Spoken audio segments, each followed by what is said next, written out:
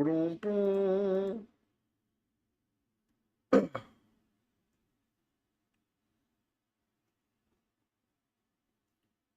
Boom, boom, boom, boom, boom, boom, boom, boom.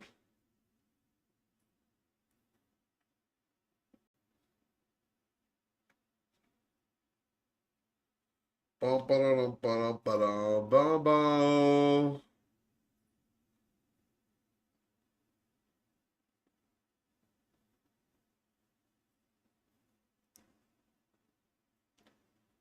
Yo, Bulls, Foxfire, we back, we back, we back, we back, we back. Yeah, I lagged out. What's going on in Clan? I just saw that shit right now. Apparently, Clasher made him leave, but I've been kicked out of Clasher.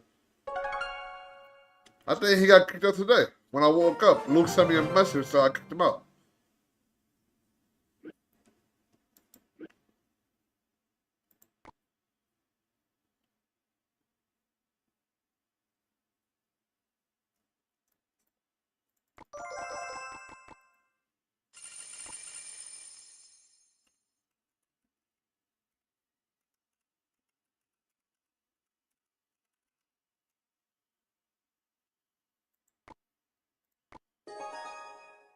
Hold up.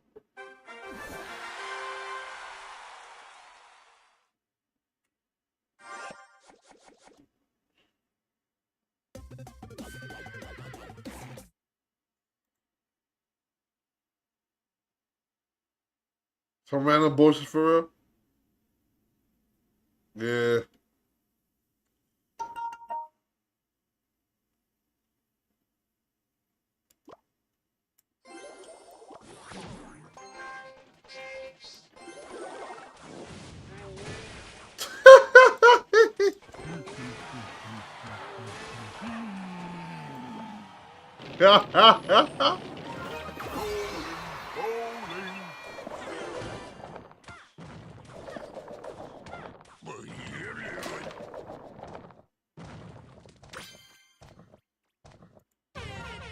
I bet you use some of those are Clash's mini accounts. Probably.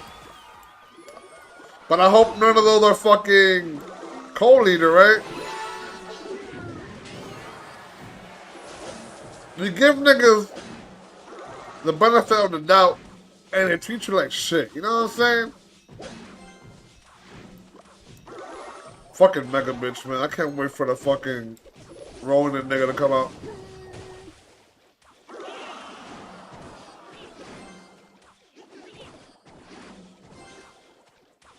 Come on, Witch, let's go.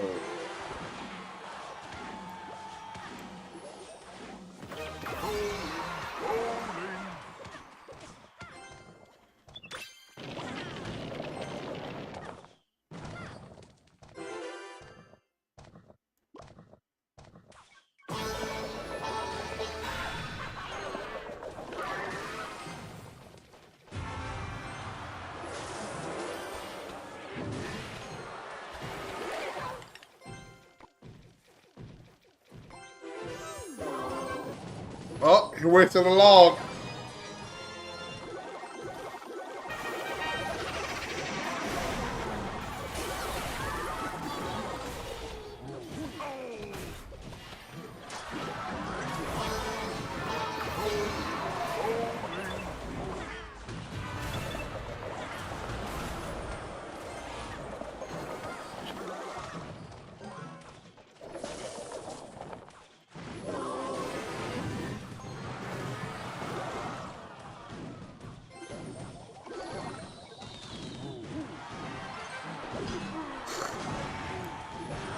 Bro, I can see the future. What's good, Star? That boy grinding. I don't play Clash, bro. I don't play Clash like I used to, bro. But he wanted to 1v1 me, so I pulled up the 1v1s. Alright? But Star, what's good, bro? I saw your stream today, bro. I hit a like on it. I was the 5th like. Yeah, that's exactly why I left the clan. One motherfucker gets co-leader, then everyone wants co-leader. Yeah, bro. That shit is so stupid, bro. Everybody want co-leader apparently because what is this power like the co-leader gives them so much power that they feel like Thanos, bro. Like I don't understand. It's like collecting the fucking Infinity Stones. This game is ass. Yeah, I know it's ass. But you want to face me? Of course, dog. Thank you for stopping by as well for stopping by on my stream too. All right. Anybody else want a 1v1 before I go watch videos again?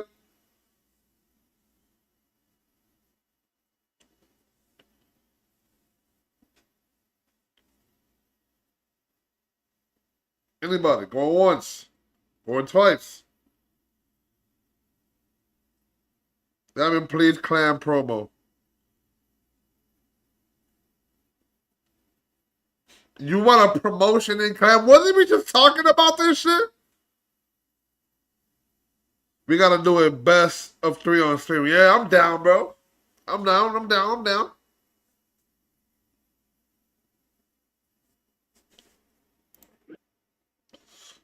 All right. All right, guys. Y'all don't want to know if you want me no more, right? Because I beat that ass. All right, back to watching shit. I'm going to wait till you close Clash, when then I'm going to talk crazy about how I wasn't sure you in Clash. This motherfucker moves. Wendo?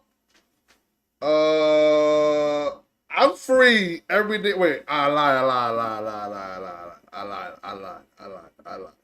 So let me check my email. Let me check my email, chat. Hold up, I took a screenshot because I gotta renew my ID, bro. And fix my passport. Where is the screenshot? I took the screenshot.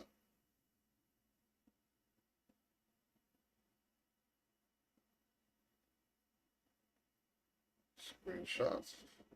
Okay, there it is.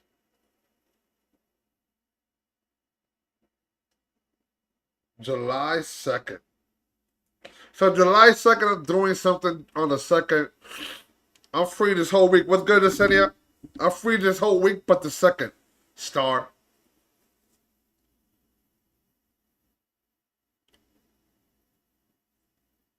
Bro, first of all, he gotta lose one tower to me. I know that for a fact. One tower going down. That's all I gotta say. You streaming tomorrow? Yeah, I'm streaming tomorrow, bro. How about you?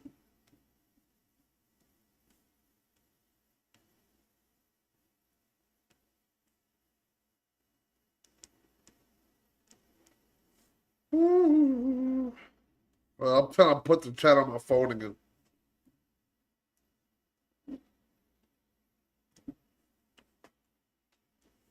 Let's do it tomorrow then. What time tomorrow though? What time? I ain't gonna lie, I wake up at 10 and I stream at 11. You know what I'm saying? I wake up pretty late. 10 a.m. and stream at 11 p.m. I mean 11 a.m. You think I mean? Yeah, you are in my Discord, bro. You have a Discord?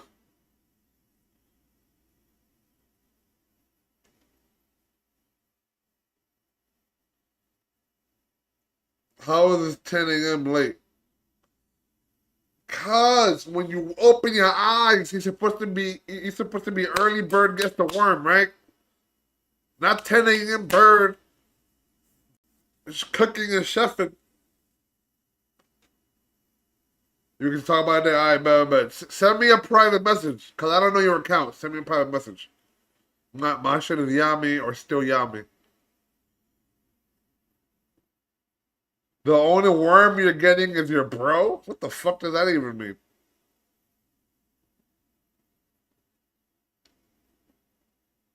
Bro, Foxfire. You gotta. I'm watching a video of me cooking you right now. Your deck is too, what's it called? Too easy to destroy. You know what I'm saying? I feel like it's too little low spells. I don't know how. Ask Star how to play the game.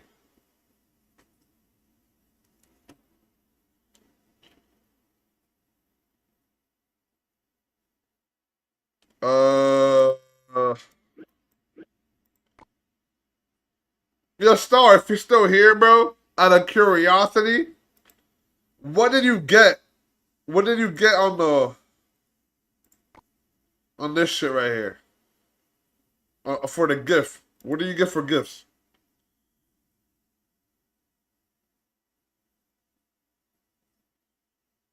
Yeah, I mean, I don't abuse Giant Witch. Giant Witch needs to be abused. You abuse fucking Mega Knight. Oh, what's good, Shivan? Yeah, we can play, Shivan. We can play. Set up the random cards one. 25 gems.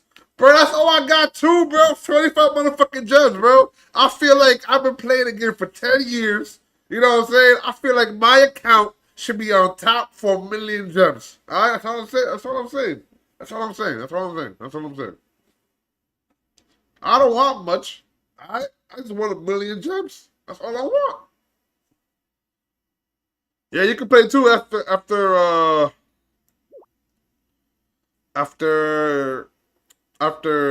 Shivan.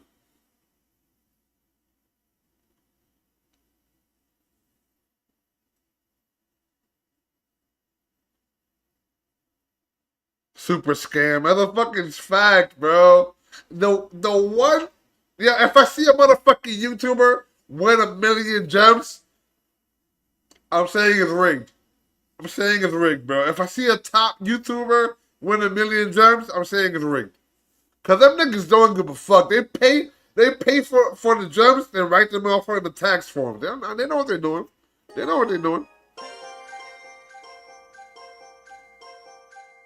Meanwhile, wishing I had them to buy emotes. Yeah, gems are important.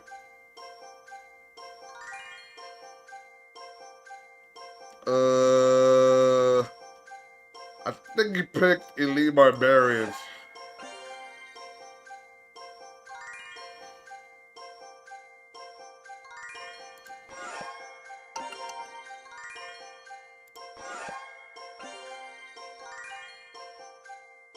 I don't know what the fuck to pick.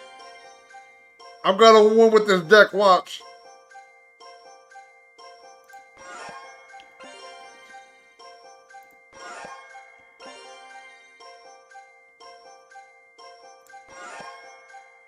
Perfect. You're the only one who gets it, man.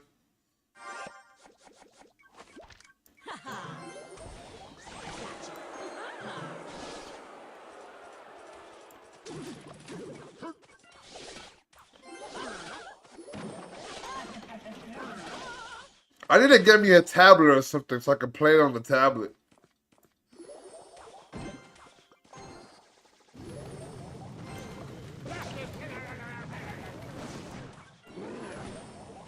I forgot to freeze the tower. I missed the tower, bro. I gotta arrow this. I thought that arrow was gonna take it, clear it. No!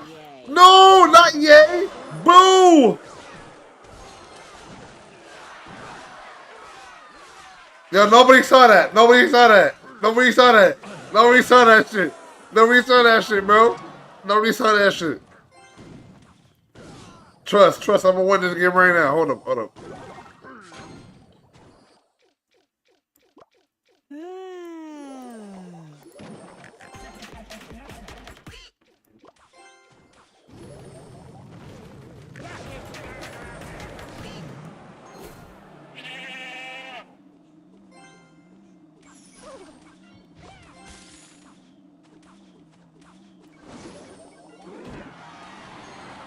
Bow!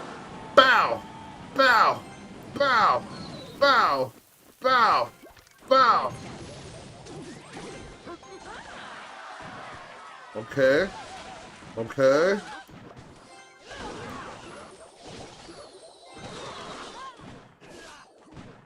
Beautiful.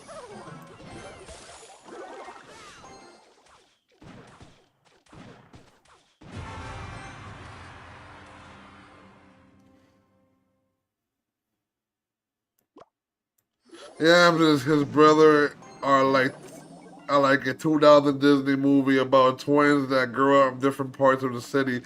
And one of them is nerdy and likes Splatoon, and the other one is ghetto.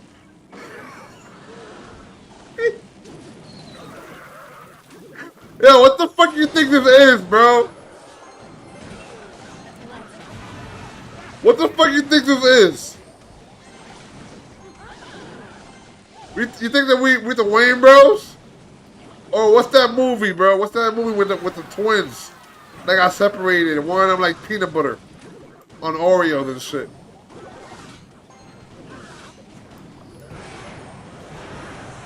Yeah, I'm gonna blame it on I didn't have the right cards to play this game. That's what I'm gonna blame it on.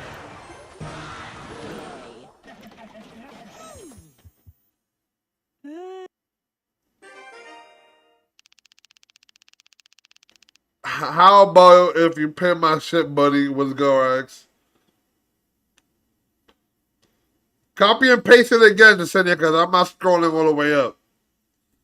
Copy and paste it again.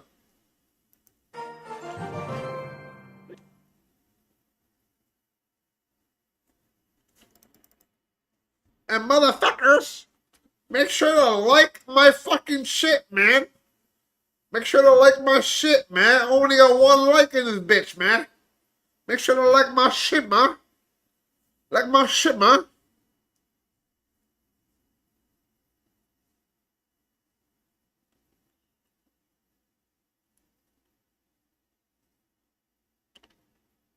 I bet your twin is the one who can't wipe with their own ass. What?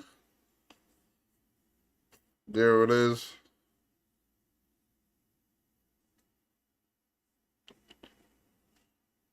Them's the twin that don't know how to wipe their ass, his own ass. Yo, real quick question. Real quick question. Alright? Because I told my friends this, and they said different things. If you gotta wipe your ass, right? If you gotta wipe your ass, are you wiping sitting down? Or are you wiping standing up? How you wiping? If you're wiping your own ass, how you wiping?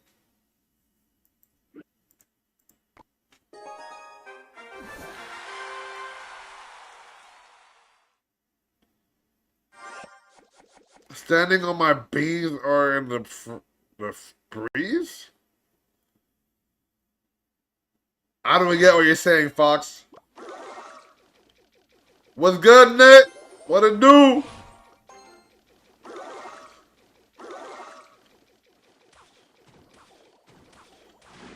My brother looks responsible. I look untrustworthy. Alright.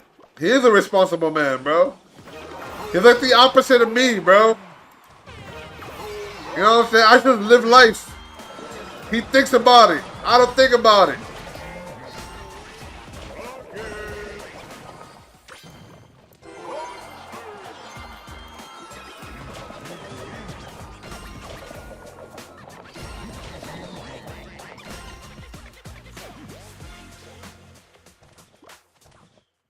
When I think I'm talking about his ass. I'm not talking about my ass. What the fuck? When are you not looking at my ass, Boost? You always looking at my ass, nigga.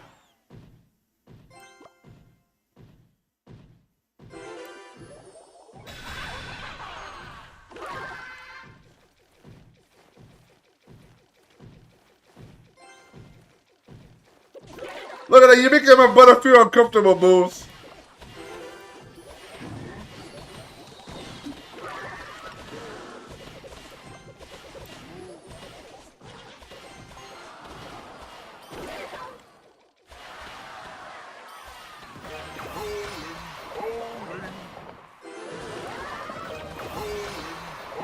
Oh, let's go. That's how you do it.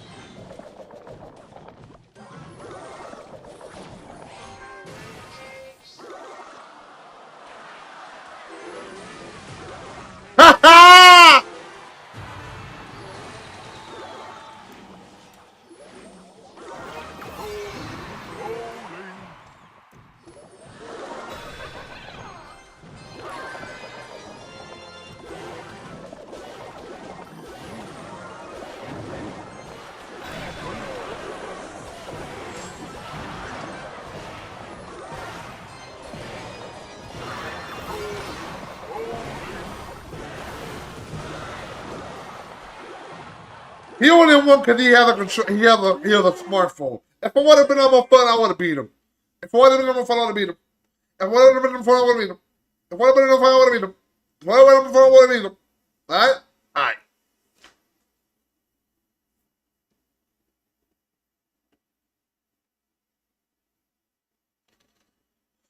Yo, yo, RX. Send me the video of me dancing when I was 400 pounds. Send me the video of me dancing when I was 400 pounds. Send that video to me. Send that video to me when you went downstairs to like the dog or something and I was dancing. Send that video to me, bro. I want to show them. I want to show them what losing weight looks like. You guys call me fat now, but I've been losing weight. I've been fat my whole life, nigga. I've been fat at the age of 4 when my mother took me to America. Alright? Once I tasted lasagna, I'm fat again, nigga. Want lasagna, nigga?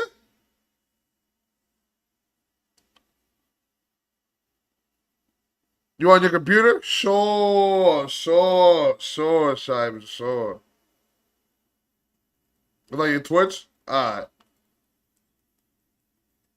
Yeah, Nick, 400 pounds, you know what I'm saying? Now I'm at 297, you know what I'm saying? 297.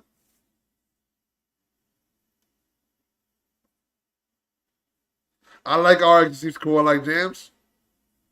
Goes up to my brother, bro. He be streaming on Twitch.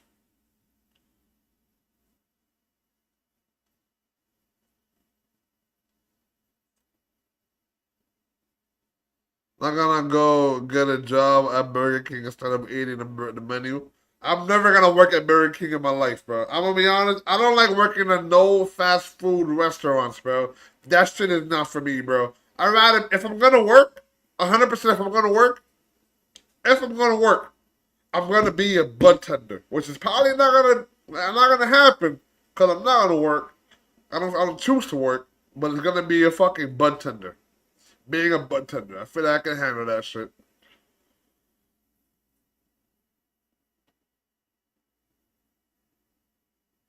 Don't answer when I'm gone like you always do. You never come back, nigga. It's not my fault. Alright, go buy some shit, Bruce. I want to be here. I like Booze. He seem cool. I like Yami. Fuck y'all too, then.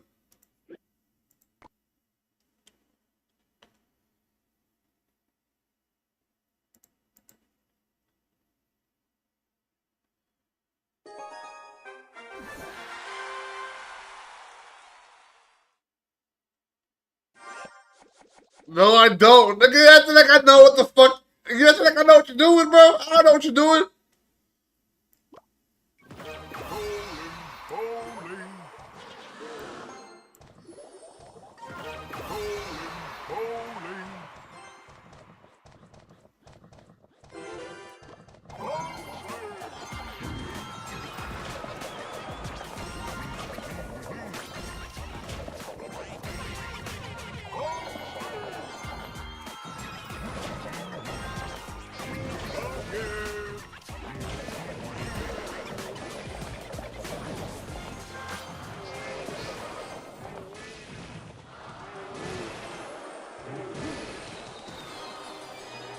He hit my tower, bro? Really?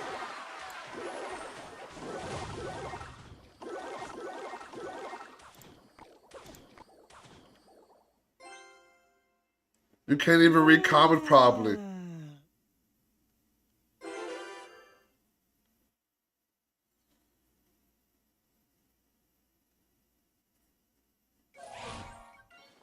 What you mean I can't read comments properly, bro? Yes, I can.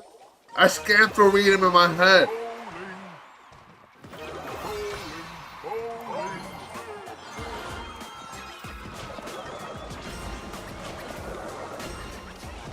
Yo, can my fucking bitch throw the rock?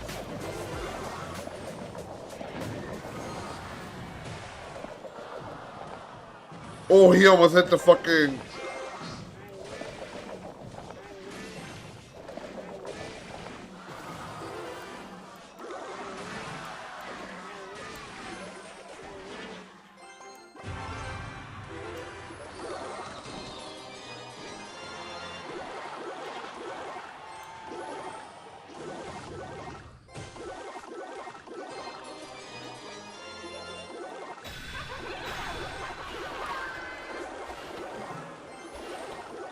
Yo, get the fucking back!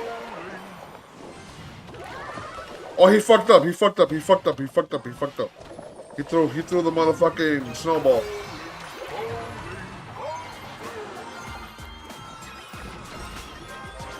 Saw that one coming.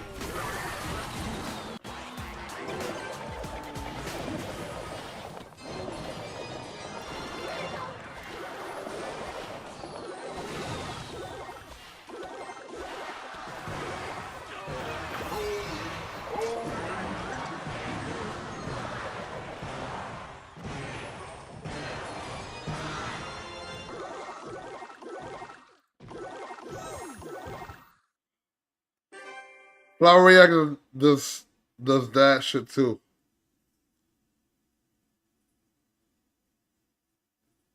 You see, you can't understand shit. Fire Reactor does that shit too. What the fuck are you talking about?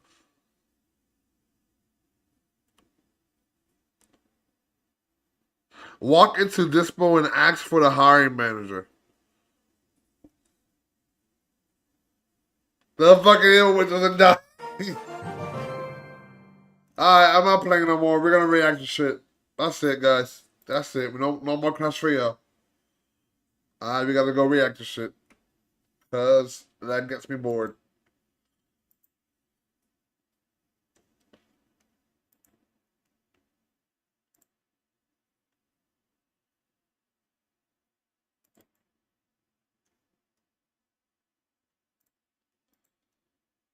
Alright. Malevolent God. I don't want to watch that. We saw that. You have to try it. You, on the other hand. Close eyes open, cause I can't forget to fall asleep. I'm not Einstein, buddy. You see, you don't understand me again. You bring rotted shit. Alright, yo, Yesenia. That's too much. Too much, Yesenia. Too much mean shit.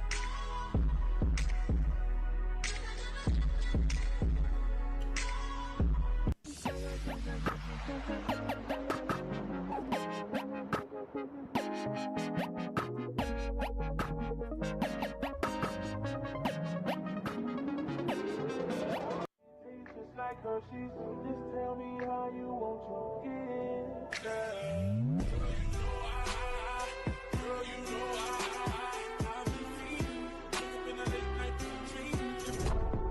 You make me a maniac, but you don't know.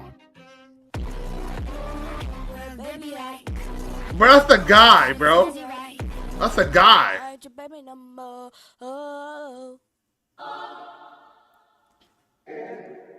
My bitch Search Discord memes short if you search Discord memes on shorts if you want to see something funny. Alright, but I'm sorry, Yami, but like you explain what we're watching. We're watching Cringe Mega Cringe Completion. What you want to watch, Yesenia? Change Gang. Oh, are we changing it? Alright, what you guys want to watch? What you want to watch? We got police cases. We got scary shit. Oh. Do not approach 11 scary videos that feel too real. You want to watch that?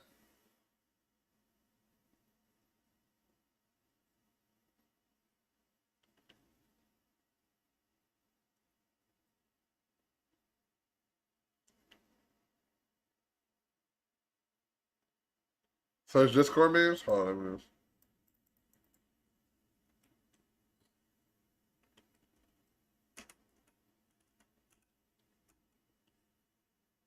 this.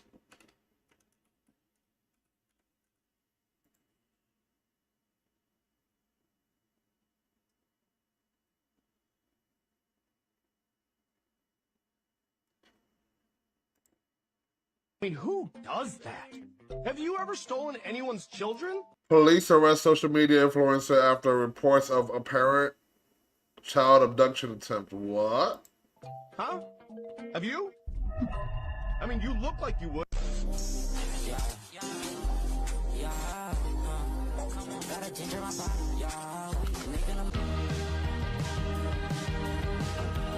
What the fuck is this? Watch this verse.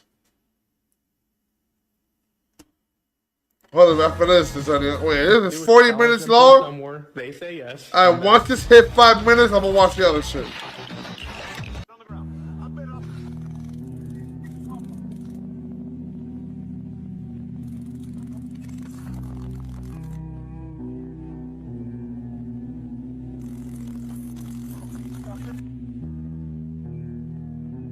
That's crazy. Yeah. Dude, that shit is fucking for real.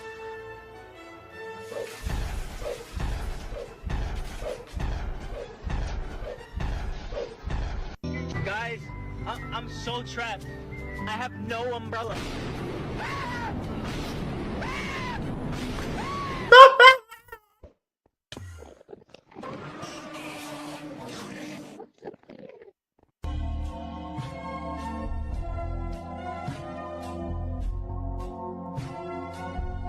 Hold up. This is not that funny, but it got some funny shit in it. The Discord. Say the YouTube shorts name, Discord meme, videos, nah. Hold on, let me watch for the Senya put. Word on the street is that Burger King's new Whopper is pretty goated. Let's taste it and review it. I also got their maple barbecue burger. Yo, that shit look good. That shit look good. Fuck the lettuce, but that shit look good. Okay, this may be a product a burger I can get behind. They have a new sesame seed bun and their patties are flame grilled.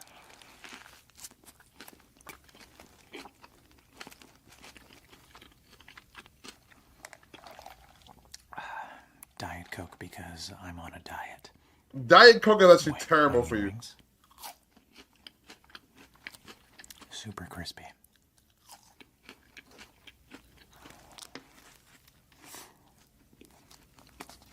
Yeah, if I do a mukbang, you guys gotta send me fucking Q&As. Insane. The bacon is cooked perfectly, and the fried pickles are fried pickles. Absolutely perfect.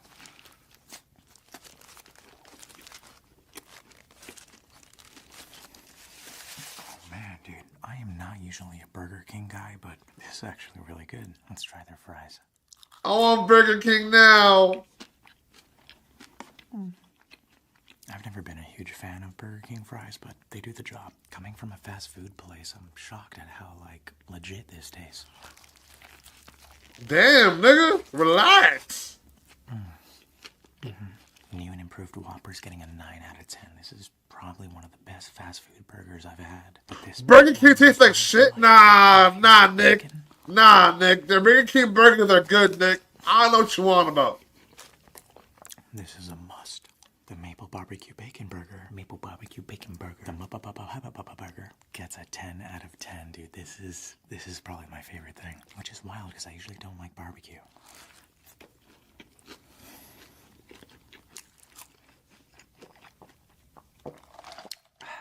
Now it's your turn. Have you tried the new Whopper or their Maple Barbecue Bubble Butt Burger? Let me know in the comments what you rate The them. Maple Thanks for Barbecue watching, Bubble Butt and don't Burger. forget to smile. The fuck can I just watch, man? What the fuck can I just watch? I'm gonna watch! You laugh 2 times, you lose.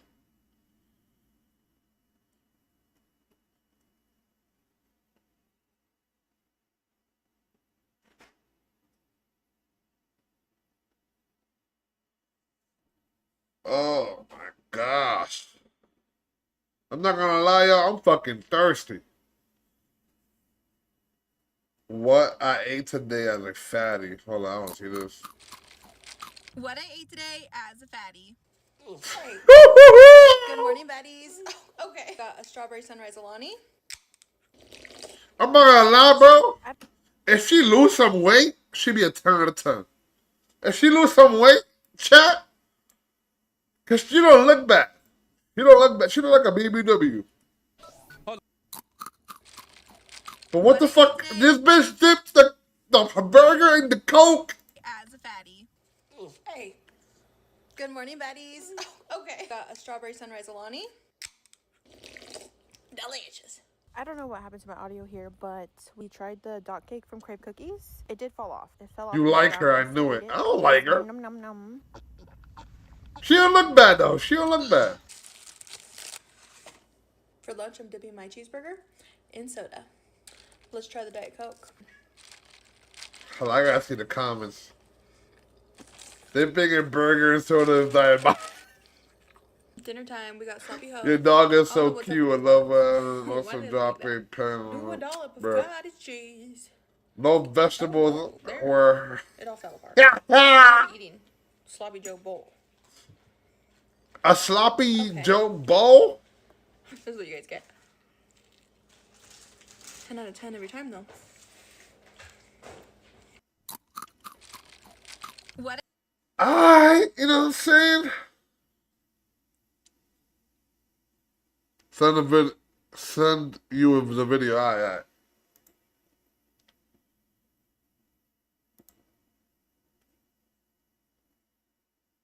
Yo, guys. This was me. You guys are ready? You guys are ready for this? You guys are ready for this? Are you ready?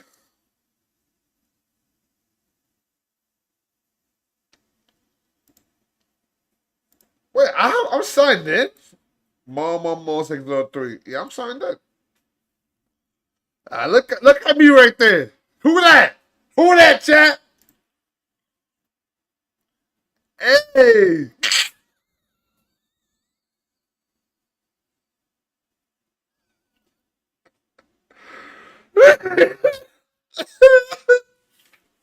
Hold up. You can still see it, right?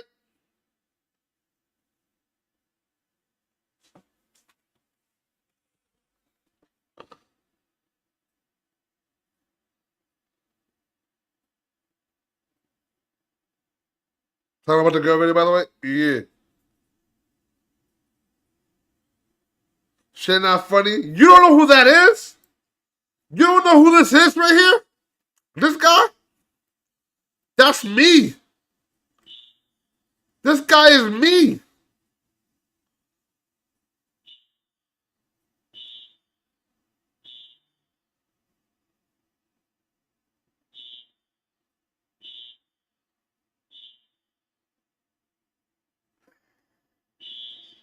Yeah, the fucking fire alarm went off.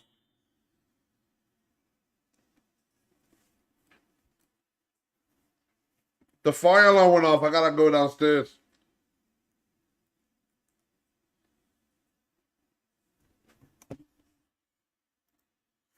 Hold on, I gotta make sure if it's actually a real one or not.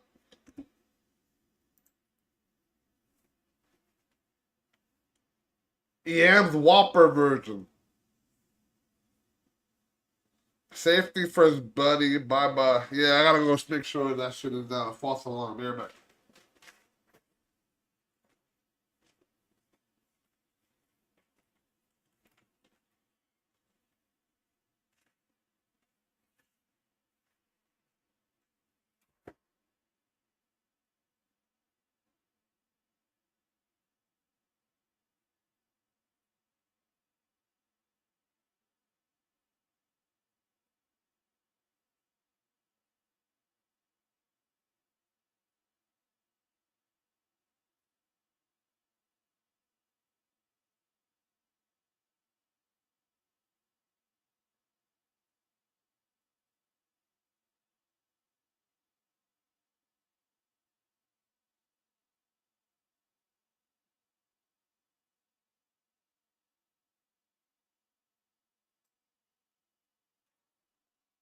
Yeah, chat, it's not a false alarm, chat. It's not a false alarm. I gotta go real quick.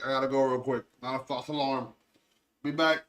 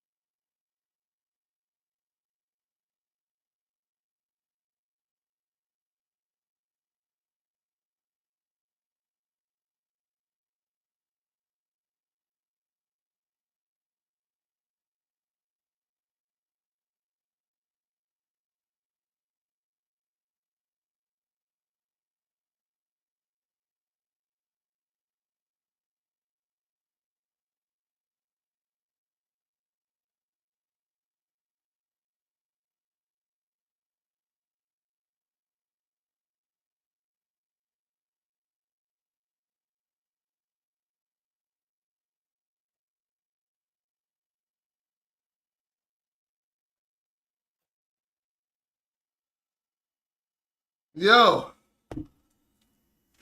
Funny story. Funny motherfucking story.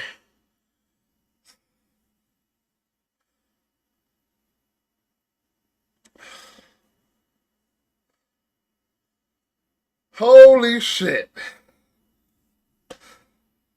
Yo, whoever stayed here,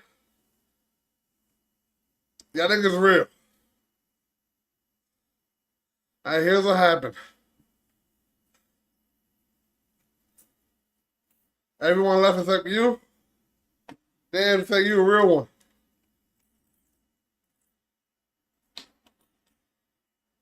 You a real one, Cynthia. You were worried? Alright, so somebody left the stove on and in the oven on with plastic, and then the plastic burned and part of the wall was burning, but the firemen came and they cleared it out with the fire extinguisher, so it was all good.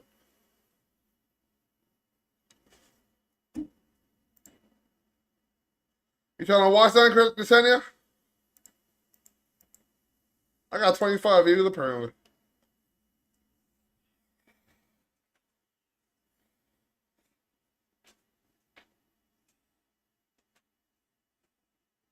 So where's my headphones? Oh, I can't see because my phone is there. At least I'm okay. Yeah, the fact. The fact. Put on pleasure and celebrate. Yeah. Yeah. Yeah.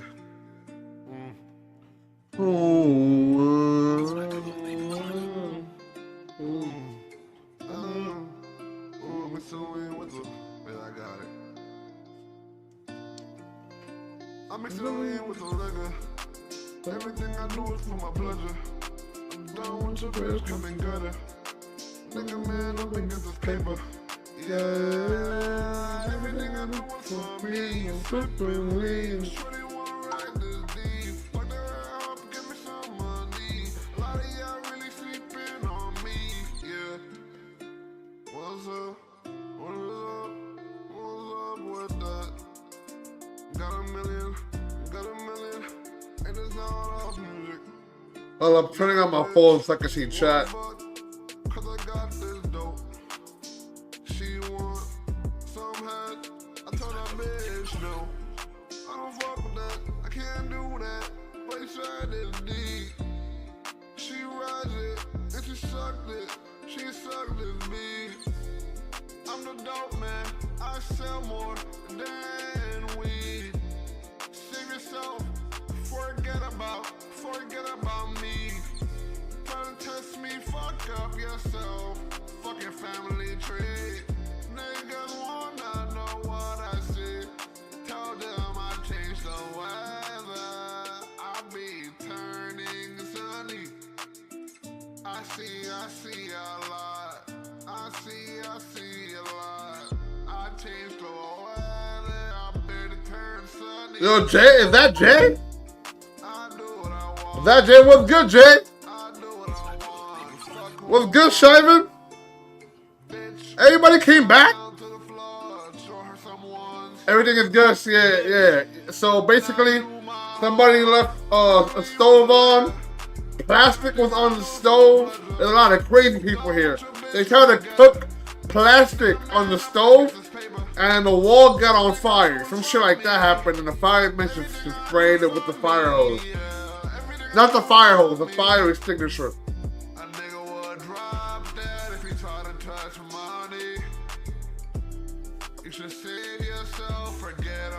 You don't know what's going on? There was a fire in my shelter.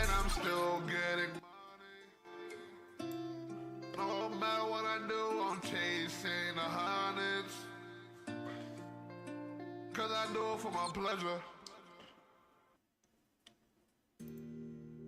I bet, Jay, it's confused.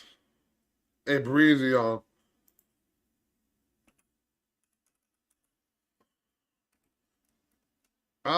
Breezy is that guy. Wait, that one guy I looked up.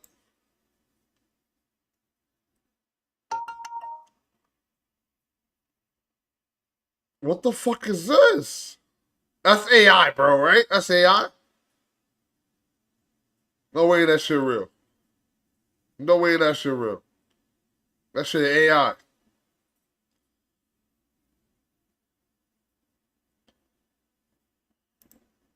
Look all the way up, look as far up as you can. So it doesn't go that far, right? Go back down. And so when you're like this, these muscles are just firing. So I'm gonna do something different on you, all right? Okay. I want to see how your head is moving. Okay. Other fact, other fact. Thank you, thank you, thank you. I want you to just stay right there. Bro, what you mean? It's just a fucking Samsung, nigga. At least you got a phone. In this position. Good. Good, I got you. Let your head just kind of fall. Oh. Whew. What does that sound like? Because I can't hear. That was pretty loud. You can hear the cracks and the pops? Yeah. Okay. So basically what we did was just like, I know you see me like sit up on a table. We just took the table part out and pushed him this way. Gotcha. With you. Okay. Yeah, that's good. Some unfortunate things happened where I ended up homeless and living out of my car for 8 to 10 months. I had a couple of dogs with me. So I took the front seat and I slept in an upright position for about 8 months, and I usually would wake up like this. And then one morning, I woke up like that, and I couldn't move. It just stayed like that. And from that What the point fuck? on, His neck didn't go nowhere. It's still down there. trees and, Yeah. you know, It's still like this. I lift my head up. Yeah. Oh, yeah, okay. He going for more. Okay. What up, Mo? Just testing. We're just seeing. Just finding. Oh. You got kicked by who? Oh. You got me good. Who kicked you? Wow. Is Clasher kicking niggas? Cause I'll dead ass cook him, bro. Oh my God. How did that feel for you? And that felt great for me. How did that feel for you? Really good. Okay. How does it feel to hold your head like that? It's unbelievable. I mean, I feel like my back is straight, my shoulders are relaxed. I have like horrible shoulder pain, and I'm not feeling any of that right now. Yeah, it just feels like it just. I'm not gonna lie, he looks better. He looks better. This is how it feels right now, yeah? Yeah. He looks better. I'm not gonna lie. And you motivate me. So, I love it. all you guys. Look all the way up, look as far up as you can. So it doesn't go that far, right? Go back down. Bro, we still gotta keep on watching shorts, Look all alright? the way up, look as far up as you can.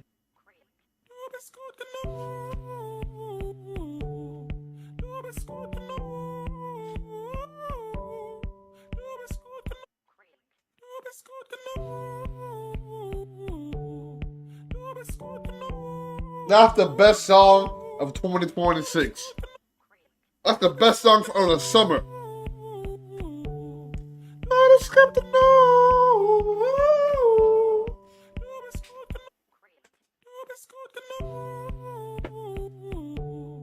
I just got to know. Hold on, I'm trying to put my headphone in charge. Let me see. I want to hear it.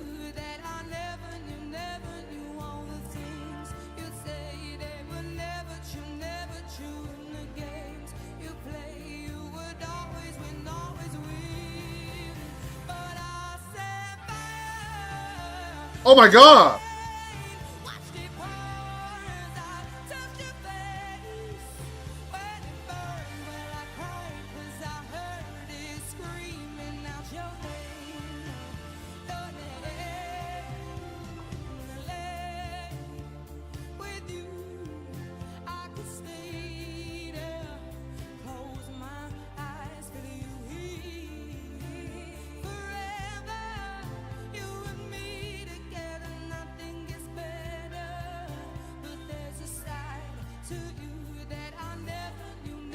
Look at the fucking dogs!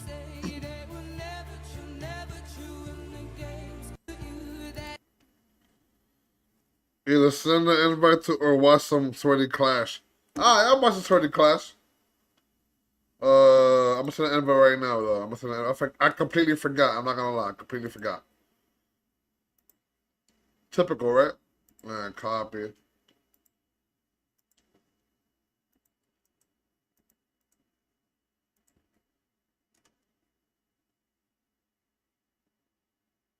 What's good, Booze?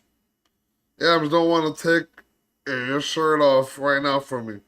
Yams, you don't want to take your shirt off right now for me. I would never take my shirt off for you, bro. Why would that happen?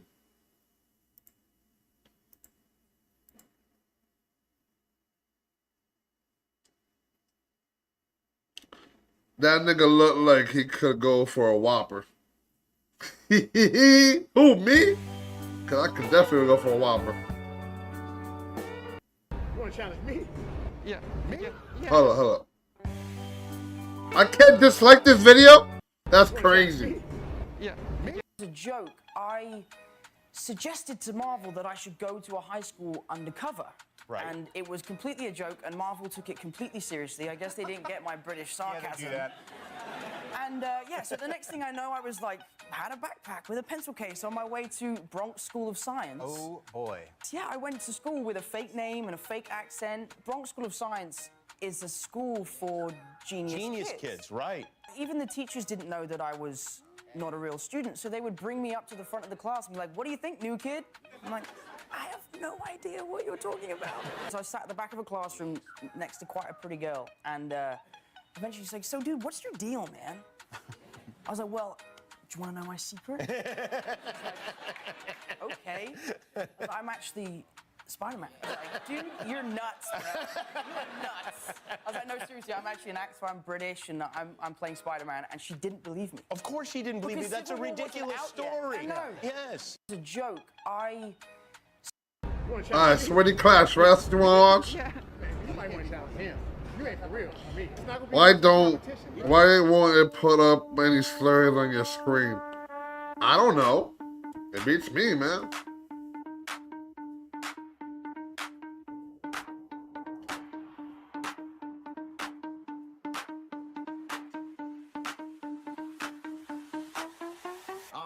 Fake plates on the bench, boy, the metal look hollow. Big muscle, weak grip, whole gym finna follow. Talk tough for the camera, that strength ain't proper. Clean the curl, yo, max like a warm-up starter. It's a joke.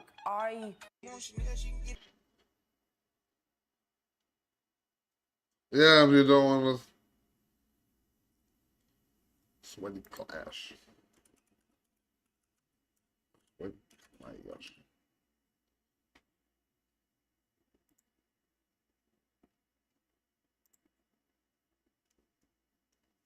Let's watch his newest video. Restless undead. Tombstones randomly appear around the arena, with royals waiting to rise once destroyed. Now, I have not seen this game mode yet, but I have a little prediction for a deck that's going to be nasty. Here I have 2.6 Hog. Everyone knows it. Everyone loves it. But I'm going to make two important tweaks that I think are going to make this disgusting and unstoppable for this game mode in particular. First of all, Ice Spirit, love you. But if there's tombstones, I just want to chain. I just want to chain onto the skeletons. It's just that simple. Sorry, Ice Spirit, you're cooked. Musketeer, defensive workhorse, love you. You're great. But you know what's just going to be a little bit better? Mother Witch. We still have 2.6 Hog, but now I'm able to... Yo, why isn't my fucking camera focusing? For free, just from these little... Okay, like, this is going to be crazy, yeah? How is Mother Witch not going to be the best card for this, is what I'm wondering right now. Alright. Fireball there. Ice Golem, get there. I mean, this is already nasty. I think I have another change that I want to make. I think I want to put in Mirror, because I'm going to need multiple Mother Witches. That is what I'm thinking now. Alright, so wait, everything has to be splashed. Let's just log this.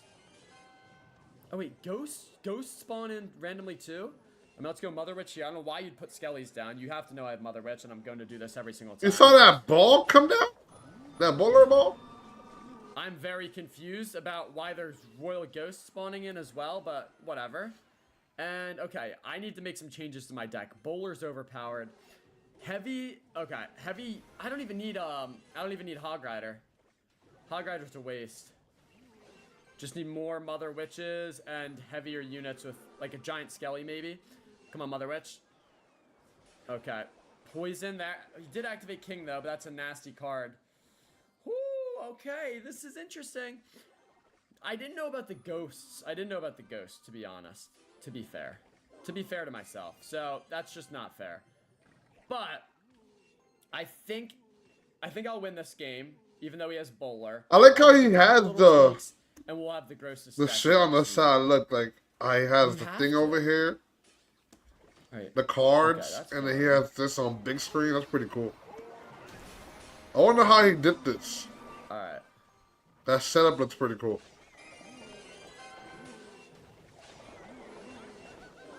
Bro, y'all been talking? Bro, I swear to God, I just now got the messages, bro. Okay. Great NATO by him. XC, hopefully. Yeah, that's gonna overgo for a while for. Yeah, I'm still trying to make excuses so you can watch her. A little bit hairy. I'm not talking Nigga, I'm not trying to watch her titties, man. That's a little ass girl. I know what you're talking about. Yeah, it's fucked in YouTube vid, cologne oil. Bro, I'm not gonna put on some oil, bro. These other videos have penises jokes. I'm gonna rip this, and I'm just gonna go for this. That's awesome. I love that. That's way too much. I'm not gonna lie, bro. This shit kind of boring. I can't watch Clash Royale like I didn't do, bro. I'm not gonna. I like watching Star. That's it. Shout out Star. Oliver Tree, Cowboy, Don't Cry.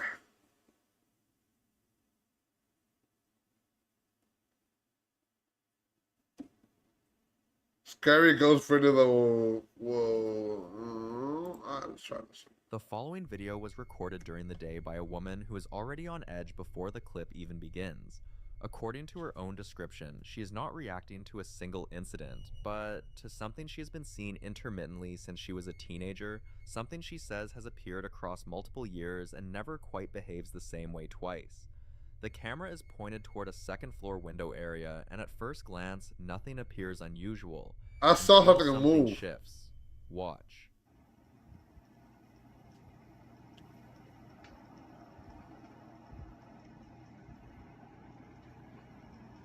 Is this worth it?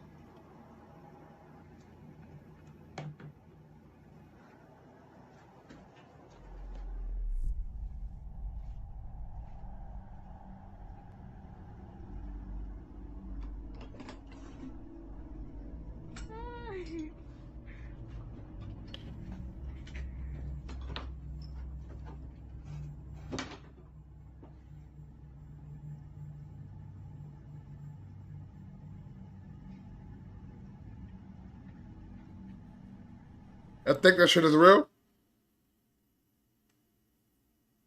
Play some Clash. I'm not playing Clash. What about Twingo? I don't know.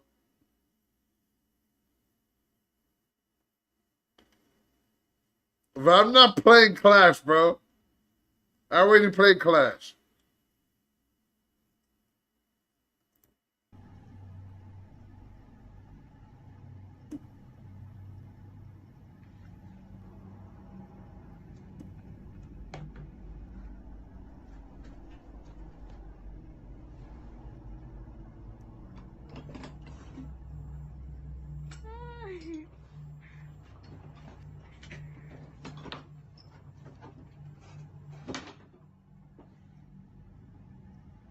A dark shape appears near the edge of the window area and moves in a way that immediately feels difficult to place.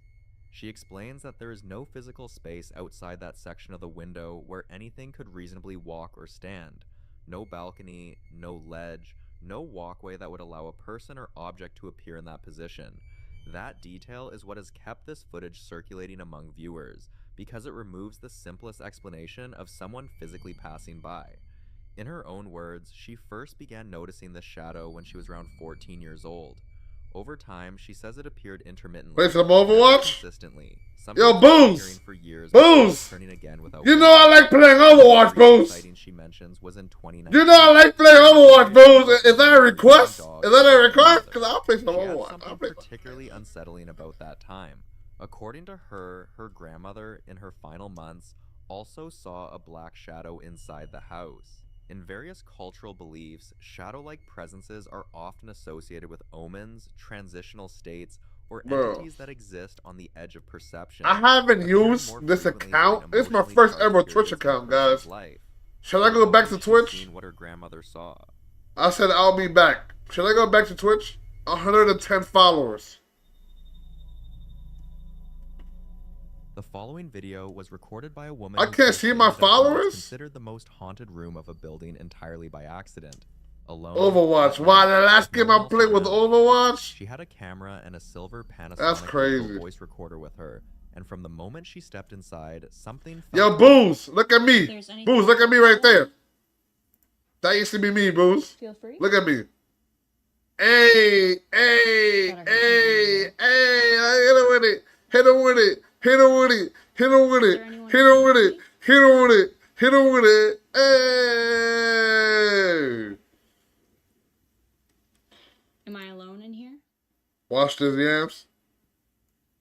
Watch what? Send it to me on Discord.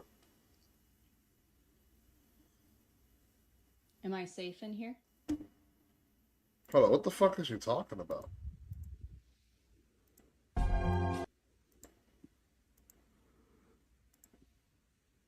I'm gonna stop the recording. I had a weird deja vu.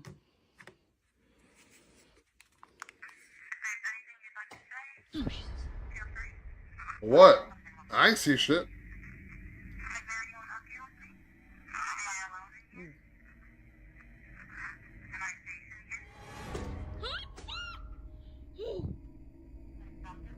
Thank you. Oh, Jesus.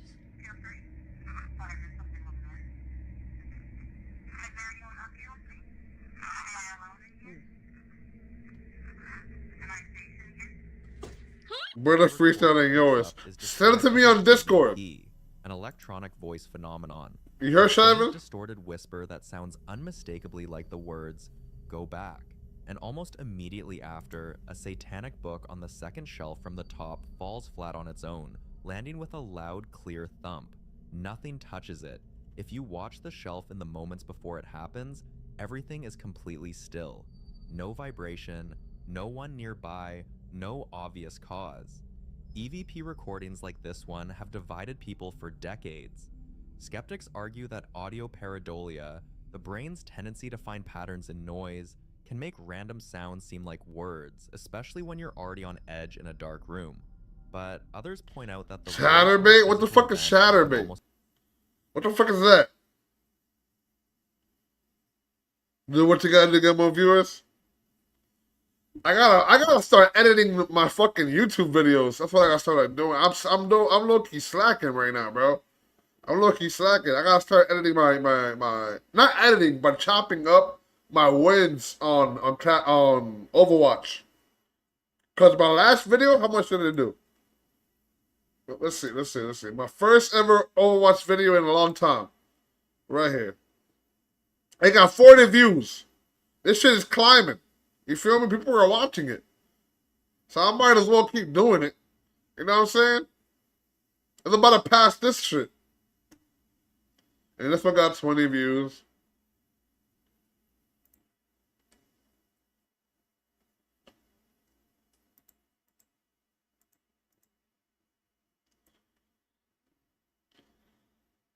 Shitty editing ever, yeah. You had better editing than 10 years ago. You had better editing 10 years ago? You talking about this piece of shit right here? Wait, where is it? Where is it? Why can't I see the intro of my shit? Where is the intro? Live post. I can't see the intro because I'm live, apparently. I'm not editing shit, really. Sorry I was busy, my boy. What's up? My boy Breezy. What's up, Jasenia? Greatest editing.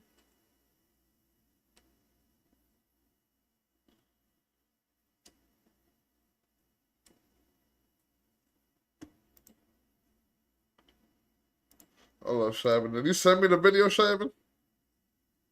Shavin, you sent me the link?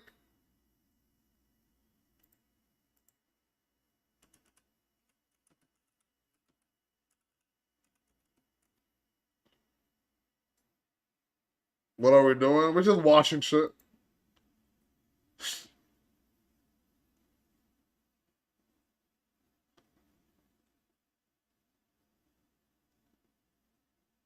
A 100 strange things happening right now in the world. Bend your head down a little bit. We're just trying to... But she got a little ass neck. Just kind of lasts. 5 failed surgeries? Why does it fail? She got a crack his neck? Good. Oh! That's so great. Oh my god. All in all, total amount of surgeries you have 4, right? 5. 5. 2006 was a fusion at C4, C5. Then almost a year to the day later, I had C5, C6. So you used to tell them to need disco. Why did you need disco for? What happened? And it had migrated out and it was irritating my sciatic nerve. It was so bad I wanted them to chop my leg off. I'm like, please just cut it off. And then I had a fusion. The last one in October 2023 was a... Her neck is... Okay. Her neck is not small. It's not small. Her neck is not small, okay? Her neck is not small. It ain't small. But when he was holding it, it looked small when he was holding it. Biggest complaint right now, pain-wise, from a day-to-day basis, is my hips. It's an ache that never goes away. Okay. So my son is a year and a half. Oh. And so he has an imagination of things. Yo, where the fuck did the dislike button go? There's no dislikes on shorts? And basically what we're doing is taking some of this rotation out. Oh, that's good to know. Yeah, I feel bad for her. She got no butt. She got no booty. He about to break that back in, and that booty about to pop. Watch. Rotation out. Oh, that's good to know. Let that come through. Yo, yeah, I'm sure sending you sneaky links. I love it. So this feels just very compressed. Yeah. And tight. Let this open and kind of push. Okay. She got a long back. There it is. Yeah. My eyes are going across. So we're gonna roll. I want to see. Yeah, let's do that. Good. Deep breath in. Good. I pushed all the air out of my lungs. So your atlas is really shifted over to this right side here. Is that good or bad or no? That's not good. Neither. No, that's not good. Yep, not bad, right? Good. That's so great. Oh my god. And how are we feeling? Great. Does that hurt at all? Feels nice, right? Yes, it does. Yeah, I think I need that. I want that shit happening on my neck. I ain't gonna lie, bro. I need that shit cracked. Let's have you look all the way to the right. Yeah, I was watching the Mexican dude blowing a MILF back out. What up, Nick? Nicer too. Way nicer. Yeah. Stand up for me and touch your toesies again. Good. All right, Yesenia, peace out. Kisses. Good night, Yesenia. Yeah, good. How do the hips feel? They feel really good. Nice. You did it. Bend your head down. Miss You is a remix of a... Hey Siri, I think the reason why you're so mean to me...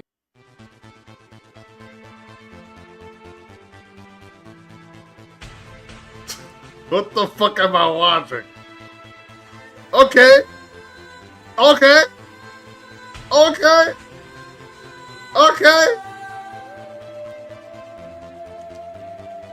I have to look for that. Yeah, let's go. Ooh, don't you wanna dance? Don't you wanna dance? Damn, I do. You ain't.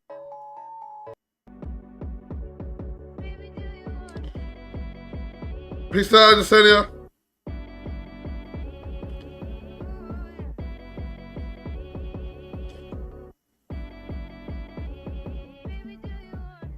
Yeah, we need to chat more often. Just capping. I need a fucking, you know what I need? I need a fucking stand, right? To put my phone near so I can read chat while looking at a video. You know what I'm saying?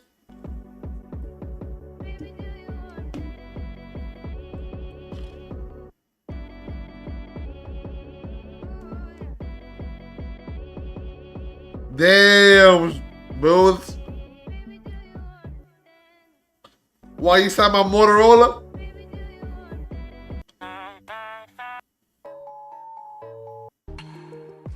No, bro, I used to find this shit so cool. I still find it cool, man. Not them failing.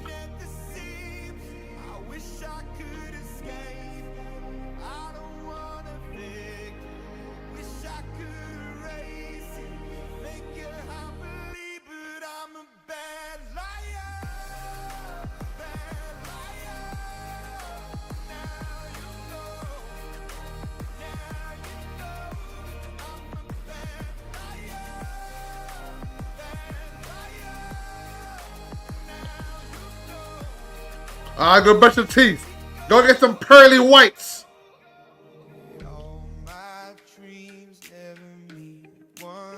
Yeah.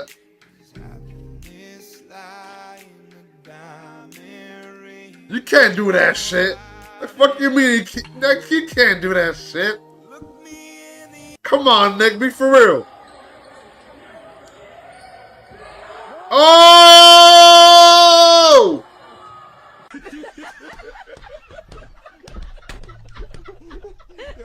That's fucked up. To the left, drop down this way. I don't want to watch this nigga quick.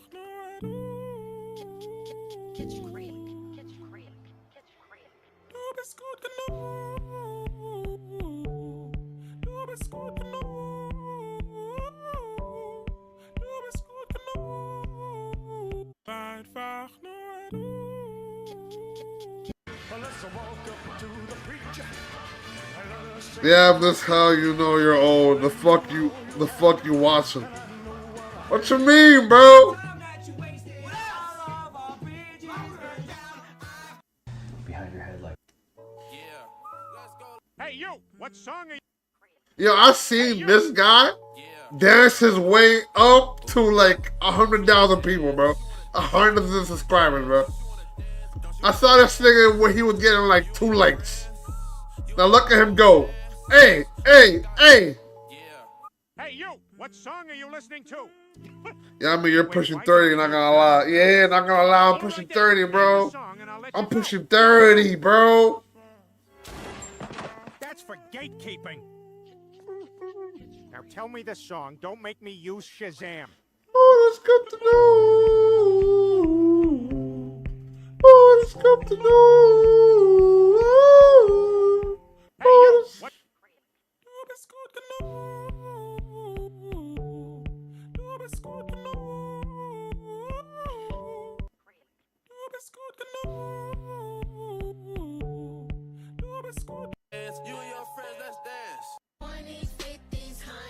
Hey, hey, hey.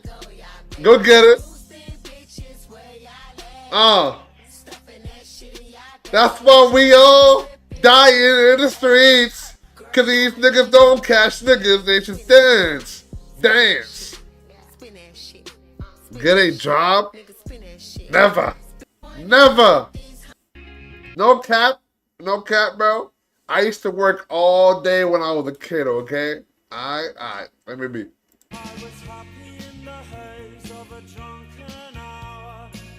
What the fuck is he doing?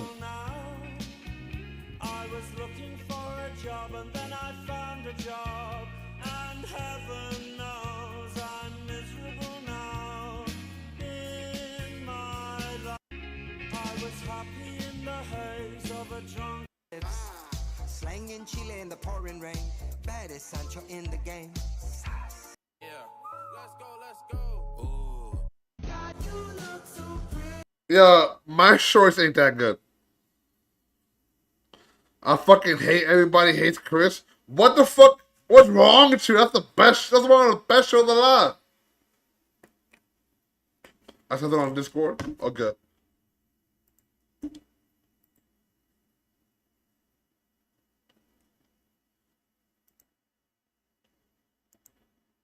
I put my dick in a blender just to feel. What the fuck? Okay. That's what we're gonna first go to.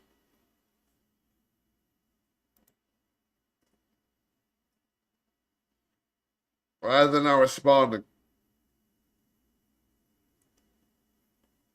Why are they not responding?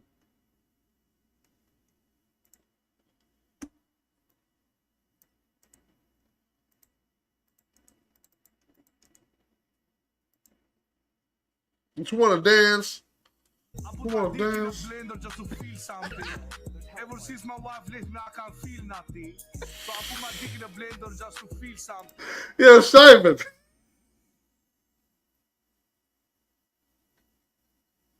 Yeah, Simon. This is what you sent me, bro. Is this nigga Indian too? Is that nigga Indian? Man, that ain't Simon freestyling. Simon got a high pitched voice. Pass it off to James. That's Simon's friend. They call me the blender. They call me the blender. Hey. Start the fight. And you know I'm an ender. Finish the fight because they call me the blender. Send me some fuck shit, return to sender. I put my dick in him. I put my dick in him. I put my dick in a blender just to. What you wanna do? What? Oh. Damn. Ain't no like real talk. Bleed that hoodie hard as hell. I fuck with that motherfucker. Twin that bitch. I fuck with your shit too. Your shit do look good though. Yeah, nah. Damn, who that on the chain right there though? It's my dad homie, man. You go meet him. Oh wow.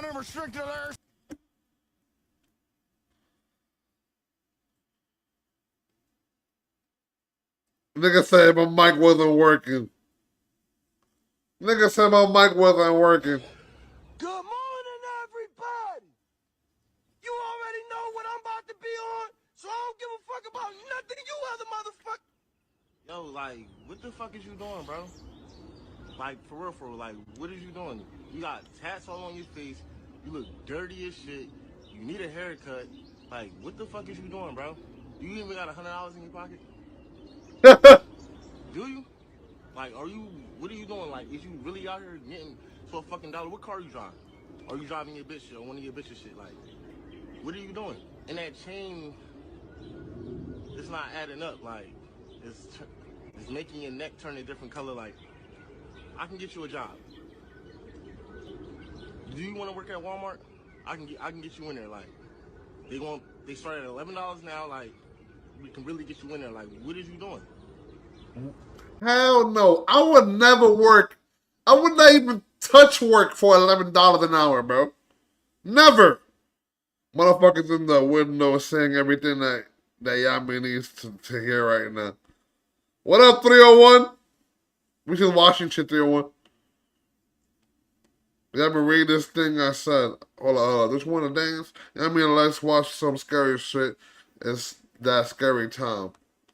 Aye. Scary shit is.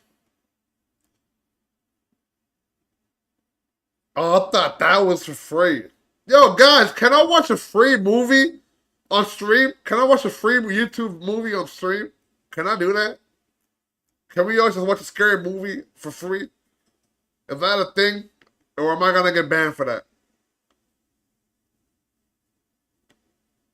Peace out, Nick. Thank you, Nick. Peace out, my guy. Peace out, Gingo.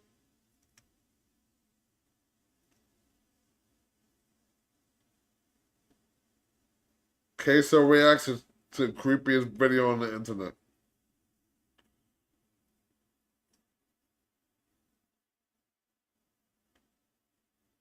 White boy red official BET cipher. I kind of want to watch that. Rage baiting cryptids.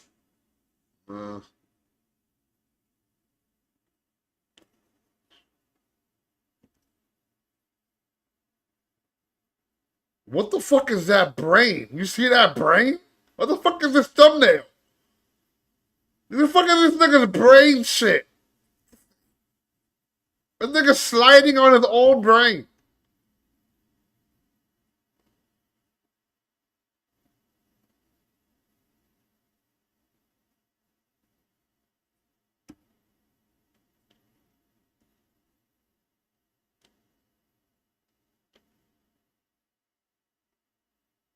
Alright, real hold a bear call on camera. Oh no.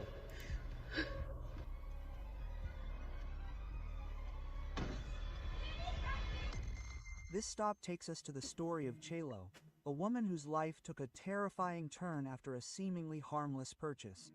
In 2012, Chelo purchased a peculiar cult pendant supposedly linked to the enigmatic Aleister Crowley.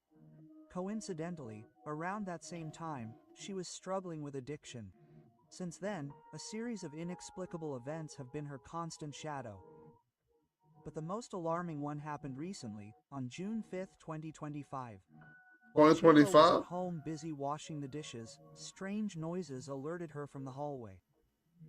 The feeling of unease was so strong that she decided to start recording with her phone. What she captured is downright chilling. Okay, I'm so crazy, right? Here you go. Baby terrified.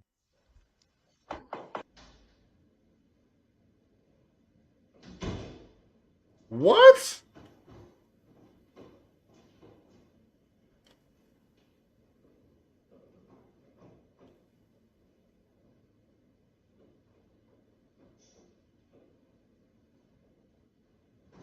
What's the dog doing?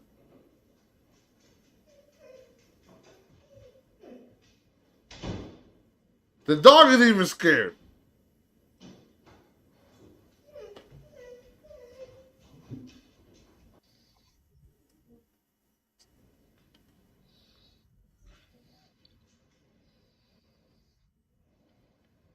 Why can't I see in the fucking bathroom?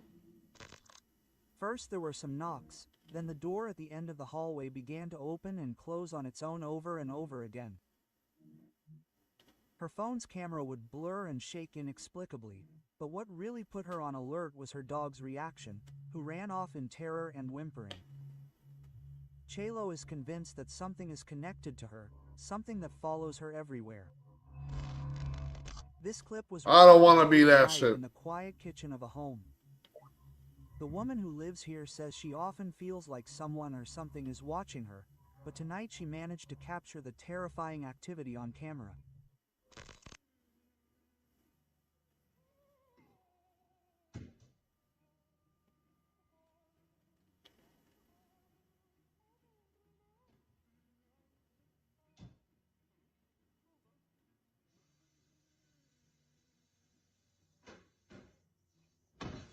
Oh, hell no. She enters the kitchen, sets down a glass, and blows out a candle when suddenly a cabinet door slams open and slams shut with incredible force, seemingly on its own. At first she seems to ignore it, but moments later, while she's running the dishwasher, the cabinet suddenly opens again, this time even more violently. Startled and scared to death, she runs out of the kitchen. What is opening those doors? Simple hinges in poor condition or something much more sinister? Now let's travel back a few days to July 3, 2025, and meet Captain Casket, a man with a somewhat peculiar fascination, let's say. He's been involved in this current incident for almost a year and loves collecting strange and macabre objects, many of them from funeral homes, with a clear connection to the deceased. One day a friend brought him a new batch of these disturbing curiosities, and a few days later the atmosphere in his house changed drastically while he was recording a video recounting these strange experiences. Something was recorded that would make your blood run cold. Why is the ceiling so low?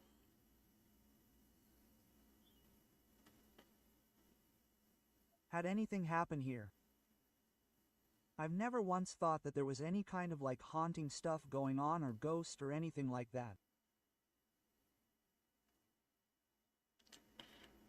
Send you a banger on Discord. Alright. Weeks ago when I was given Alright, these, like, Shavin. lab grade like test tube things, and these are like legit Pix brand. Hold like, up, super Sharon. Let me just watch high-quality 3 more of products, these. right? 3 more of these.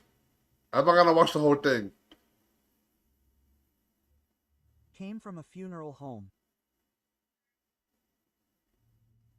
So the other day I was up in my bedroom and I started hearing like clinking, and I don't see a move, but I'm hearing, and it's like obviously those.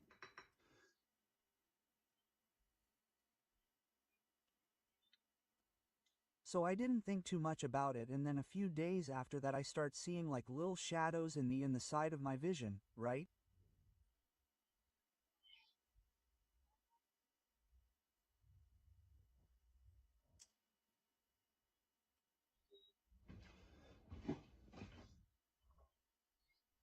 I'm a little spooked. While Captain Casket was talking about paranormal activity, a dark figure moved behind his door completely unnoticed by him.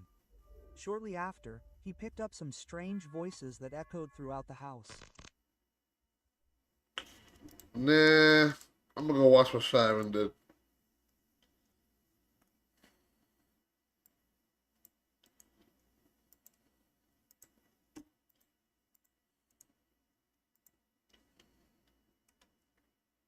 When his name starts with an S and rhymes with one of the 51 states. When his name starts with an S and rhymes with one of the 51 states. Hey, leave my boy Mississippi alone. He didn't hurt anyone. Friends, my tire's deflating, but only the bottom part. What could it be?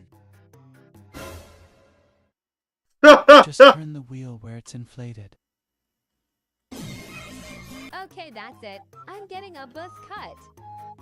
Yes, but without my hair, I look bald. You won't believe this. People said I look like Roddy Rick. You look like ugly bitch. Yo, who else is pre-ordering GTA 6?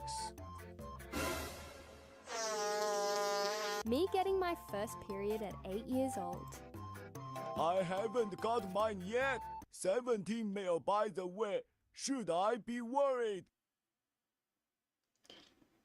When his name starts with an S and rhymes with one of the 51 states.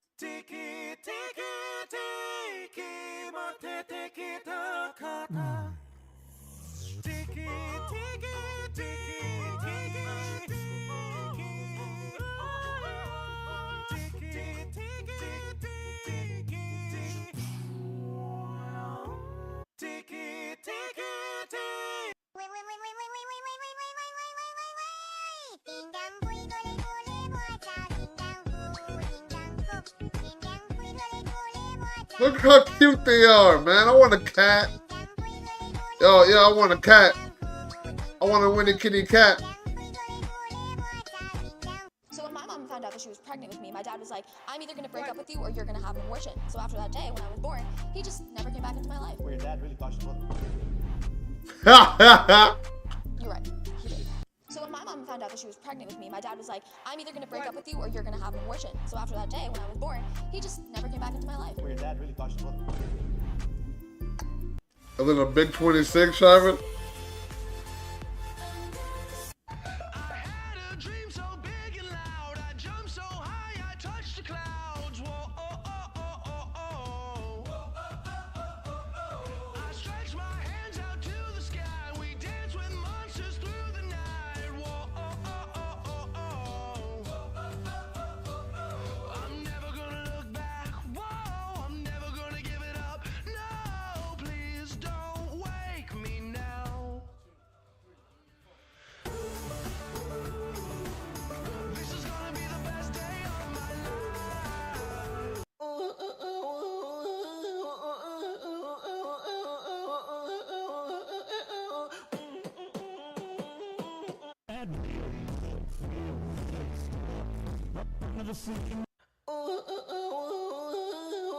I sharpen the sword just for the sake of the sword being sharp.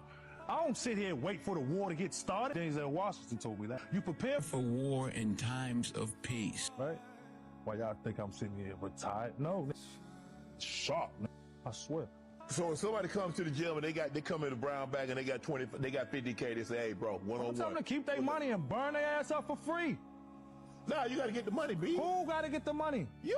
Why? Because they challenging you. I will when you put the cameras on, but when we getting better for the sake of getting better, now we just men doing what men do. You know iron can only sharpen iron? Right? Yeah. So why the fuck was I be in there swinging that jello? No, nigga, just come in here and bring your heart. I don't give a fuck about your money. We men. females love the money. I shop in the.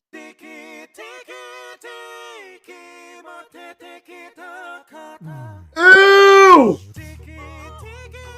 Ew! I don't give a fuck.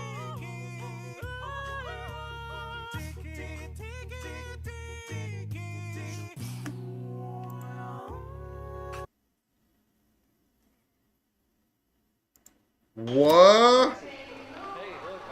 Hello, Cassie. I'm getting you on tape, okay? Say hi, please. This is Cassie Jo Stoddard, and in just a couple of hours, her friends behind the camera who were just filming her are going to kill her. And we're going over today, Nixon's house. We're gonna go snoop around over there and try to see if she's home alone or not. If she's home alone, splat! She did. And this is just one of the 4 cases from this video where Wow. killers hours before murder. Starting with the case of Brian Draper. Fortunately, we have the grueling task of killing our 2 friends. And they are right in a house just down the street. Ryan Lee Draper and his best friend, Tori Michael Adamczyk, were both 16-year-old juniors at Pocatello High School. The duo was obsessed with horror movies and murder, so much so that they would only wear black to honor the Columbine school shooter. The two developed a close friendship where they would foster their dark and violent tendencies. But on the outside, no one knew what the two were really like. Ryan was popular in his high school and was even a part of his high school soccer team. He had many friends, one of whom was 16-year-old Cassie Jo Stoddard, a well-rounded and trustworthy girl and an aspiring attorney who would unfortunately fall victim to Brian's evil obsessions. Brian secretly had a crush on Cassie and was just about to ask her out. When Cassie and Matt started dating, it hit Brian like a punch to the gut. To him, it was just another confirmation of what he already feared, that he was a loser. Did you have a crush on her a little bit? I did, and I was about to ask her out, but then Matt did. I always thought that they were a bad, couple. Because he likes to smoke weed, and I don't. And Cassie hates it too. And Cassie's against doing drugs, and I'm against doing drugs, and Cassie's against doing, like drinking alcohol and stuff, and I am too. Right. And I met her before Matt, and I was gonna ask her out and stuff, and then he just moves on, and he ends up with her. Yeah. So. But that's cool because they're happy together. I mean, did he tell you about having sex with her? I remember. Did he brag about that? I remember I went to the bathroom when I was at their house, and there was a condom wrapper in the toilet, and then I asked him about it, and he said that I had sex with her, before he came. Did he talk dirty about her? No. So to make you a little bit uncomfortable when you guys watch the movies with it kissing and stuff like that, it was like, do I have to do that in front of me? I guess it's kind of like that, yeah. Okay. So what about Tori? Did Tori have a crush on her too? I mean, you guys kind of both like her a little bit? No. Okay. No, he was more friends with her than I got. Ever since Cassie and Matt started dating, Brian and Tori became fixated on harming either one of them. And once the two found out that she would be home alone on September 22nd, they thought that it was the perfect time to strike and decided to record the whole thing. We're here in his car. The time is 9:50, September 22nd, 2006. Unfortunately, we have the grueling task of killing our 2 friends, and they are right in a house just down the street. We just talked to them. We were there for an hour. But we checked out the whole house. We know there's lots of doors. There's lots of places to hide. I unlocked the back doors, so it's all locked. Now we just gotta wait, and yeah. We're going for a high death count. we're not going not to get caught, Ryan. If we're going for guns, we're just gonna end it. We're just gonna grab the guns and get out of there, kill everybody and leave. We're going to make history. Wow. We're gonna make history. For all you FBI agents watching this, you weren't quick enough. You weren't quick enough, and you weren't smart enough. And we're going over today, Nixon's house. We're gonna go snoop around over there and try to see if she's home alone or not. And if she's home alone, What's good, Santos? She did. Don't put your humor in church over there, and So basically, these two friends are gonna kill one of the girlfriend, a girl that's a friend, right? Because she fell in love with like somebody who smokes pot, somebody else in school, and they didn't like that, so they're gonna go smoke them right now. a girl and a And this is when murderers record their kills. guy named Cassie and Matt. They're our friends, but we have to make sacrifices. So, I feel. Yeah, my fucking booty hurt. And I feel really Hold up. My booty hurt. My booty is in pain right now, bro, because I... Oh, hold the front door.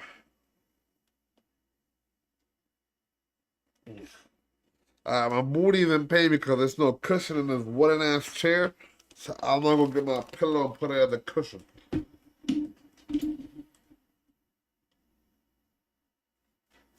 Yeah! My ass!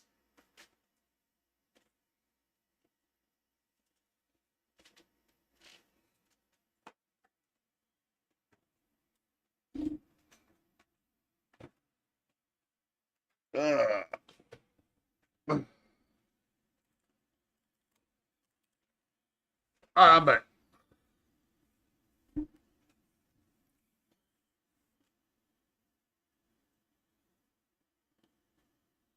Bro, that's why you like India?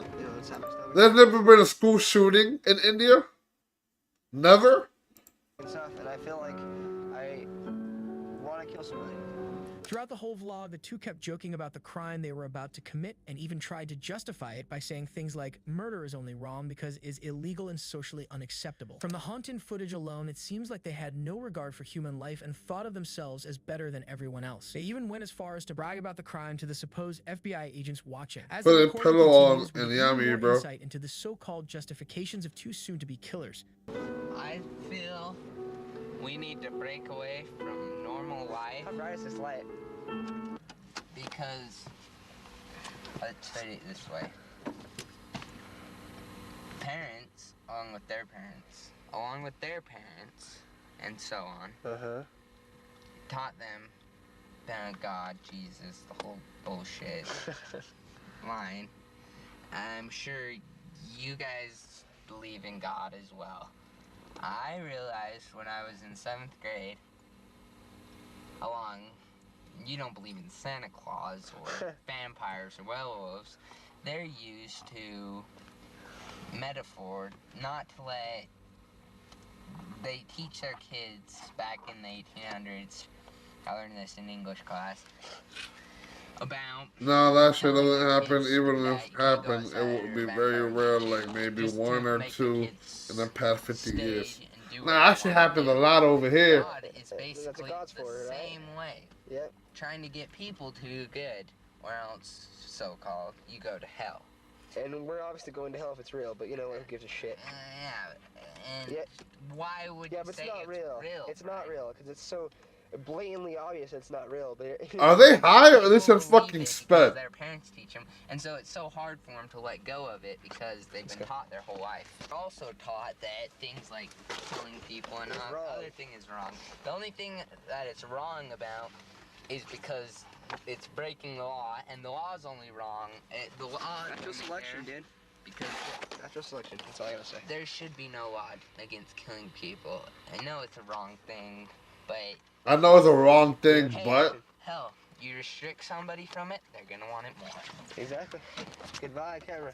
The two had been planning the murder for a long time and knew that Cassie would be home alone in her aunt's house as she was housekeeping for them. They drove down to her place and I like the way Yami just ran off so chill when the fire went off, bro. Was used to like, several times in the chest, arms, and abdomen before. Hey man, it's a lot of people here. Yeah, think about it like this, bro. There's a lot of people here that fucking do drugs, the hardcore drugs. Mind you, somebody next door to me died. Somebody next door to me died because he was using hardcore drugs. Like heroin or something. I think he overdosed on heroin. But a lot of people here, they use hardcore drugs in our meds, and they have a kitchen.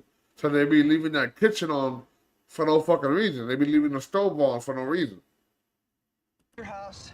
This is not a fucking joke. I'm shaking. I stabbed her in the throat and I saw her lifeless body just disappear. Dude, I just killed Cassie. Oh, fuck. That felt like it wasn't even real. I mean, it went by so fast. Shut the fuck up. We gotta get our act straight. Cassie's lifeless body was discovered 3 days later when her aunt came back, and after 3 more days, the investigators arrested Brian and Tori in connection to the murder. However, after being arrested, Brian quickly changed his story by telling police that it was all supposed to be a joke and that he didn't even stab Cassie. That it was Tori who took things too far and went ahead with a plan. He agreed to take them to the what a office and friend. all the evidence, which is where the investigators found the tapes. Both Brian and Tori were charged with first-degree murder and after a trial were sentenced to mandatory life in prison without the possibility of parole. In this case, Dang. Threw the book at him. Story, the twisted mind of a stalker is revealed to be living right next door to his soon-to-be victim. On June 30th, 2011, a 27-year-old law student, Lauren Giddings, suddenly went missing. They don't allow drugs in here. They don't allow drugs in here, bro. They do not allow it. But people sneaking in, you know what I'm saying? Sneaking in. Having recently graduated from Mercer Law School, Lauren was about to take the bar exam and was on track to fulfilling her dream of becoming a defense attorney. Unfortunately for her, while she was on track for making a successful career for herself, she was also being stalked by a predator.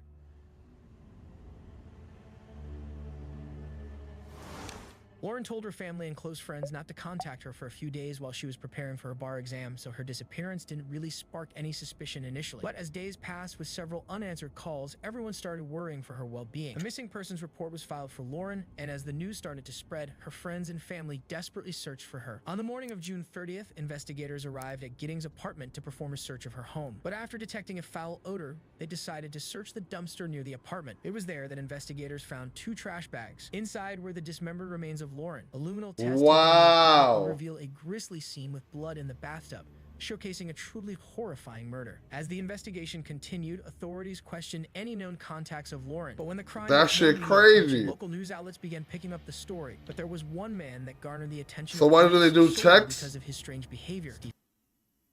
So why do they do checks? What you mean? They do checks to you know, just in case they catch somebody. You know what I'm saying? They want to catch somebody.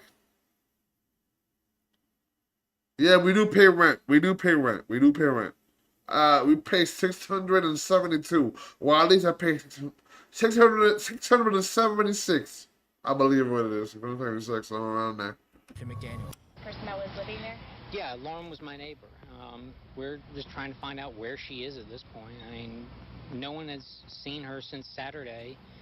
I mean, the last time anyone heard from her was an email that she sent out, and no one's heard from her since. Did you see her hang out with anyone at the time, anything like that? I mean, no one has seen her since Saturday. I haven't seen anything. I mean, I've always heard noise outside, but it's 600 is crazy. Pretty much. One of her friends had a key. We went inside and tried to see if there was anything amiss, but I mean, she had a door jamb that was sitting right by it, so there was no sign that anyone broke in. I mean, the door was locked when everyone got here. I mean, we just don't know where she is. What about in the parking lot area? I know they've been doing a lot of, I think that's where they have recovered the body or whatever they recovered from there.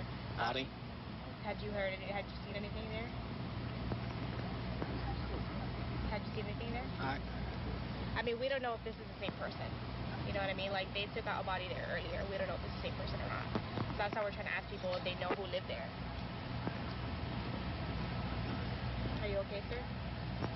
I think I need to sit down. Okay. Was it him?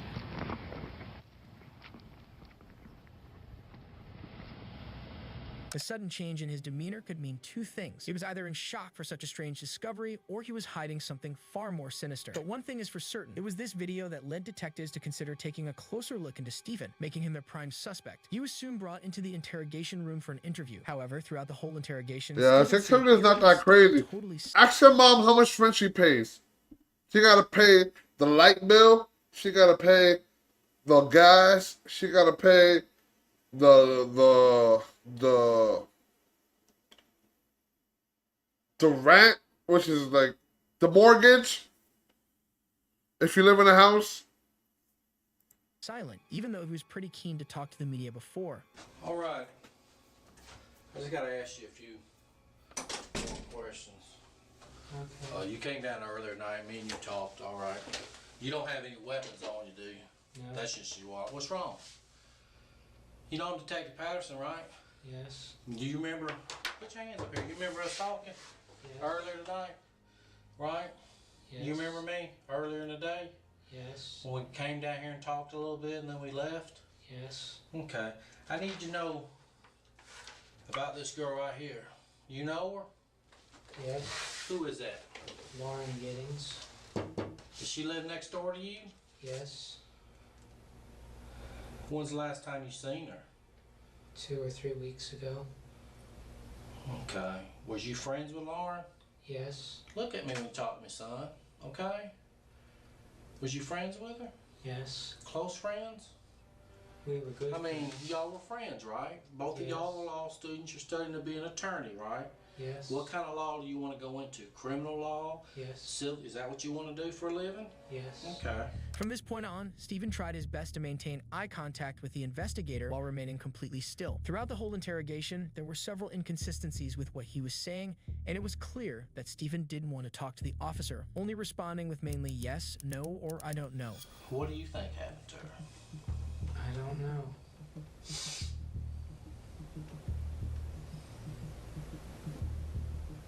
Do you even care that no one can find her? Yes. I mean, I don't know, do you? Yes.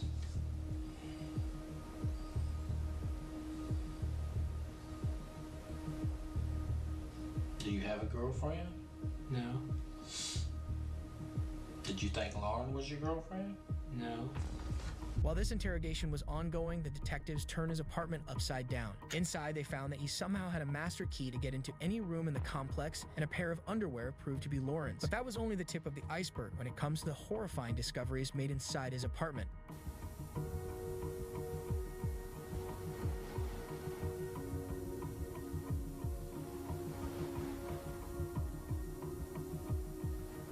What am I looking at? A monitor?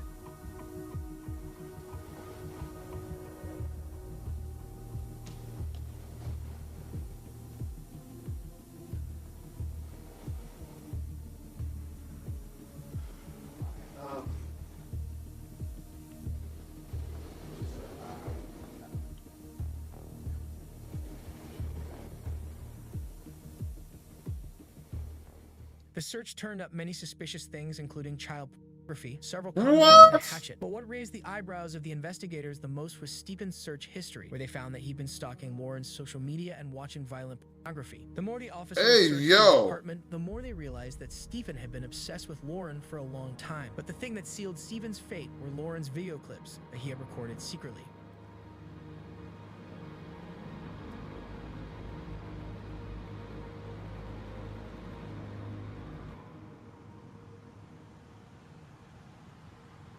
So what the fuck is he doing? I didn't even see her. She's not even there.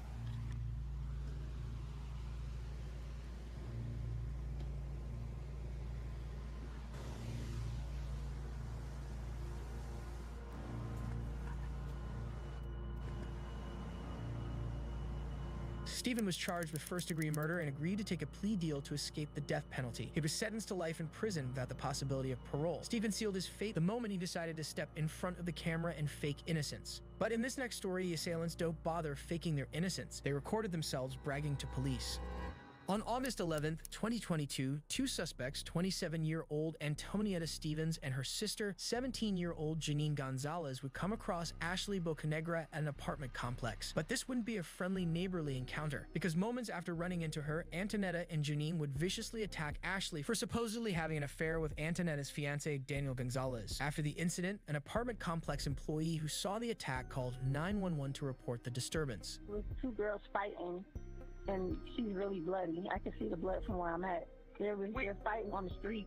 After receiving the call, the Gwinnett Police Department hopped into action and began taking statements. This girl, she came to my house. She's been sleeping with my fiance.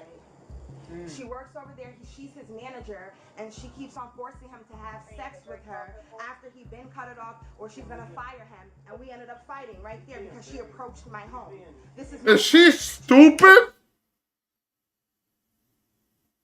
Of course she believes that shit. Of course you believe that shit. And we ended up fighting right there because she approached my home. This is my home. She lives all the way over there. Okay, is everybody in the house right now? Oh, just me. I'm the only one that fought. Just me. The girl, she left. Is your sister involved? My sister? Yeah, is she? No, that's my sister-in-law. Is she involved? She was there. Are you two arguing? Or you guys? No, we're not arguing. Okay, so let's go inside. The female that he's been sleeping with. Him? Yes, my Okay. fiance. I've been with for 5 years. We Okay. moved here together from up north. He works at Floor and Decor. He's been sleeping with his manager. And that's who was here? Yes. Okay. And I've been feeling it for some time now. Okay. Yesterday I'm walking to Quick Trip. I see them walking together. And you're a woman, you know our intuition. I know that's the girl. I seen her, we argued yesterday, he broke it up, it was fine. This morning now, she's calling, text him, saying that she's gonna be coming here. I waited for her. It's clear that Antonietta was trying to paint herself and her fiancé as the victims by claiming that the woman she assaulted forced her fiancé to have sex with her on several occasions. But what the officers didn't know by now was that Janine had recorded the attack, and what they would soon see would show just how violent the attack was. Yeah.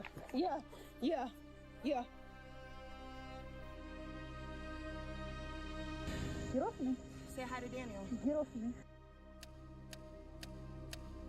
You wanna get up? Get off me. Get off my hair, I'm gonna you up. Let me go then. Get off me. Say hi to Daniel. Get off me. Say hi to Daniel. Get the off You know he said I could come out here and you up, right?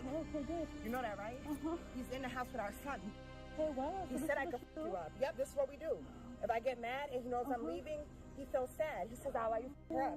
That's what I'm doing. A few moments later, CCTV captured the victim, 30-year-old Ashley Bocanegra, stumbling as she walked back to her apartment. After a few hours, Ashley still had difficulty breathing and was taken to the hospital by her fiancé. But by the time she arrived, she'd quickly be given a ventilator as she was unable to breathe on her own. Unfortunately, the severe beating led to internal bleeding and other injuries, which led to her death. This meant that the case had just gone from an assault to a murder. So the officers went back to Antonietta and Janine to break the news and dig a little deeper.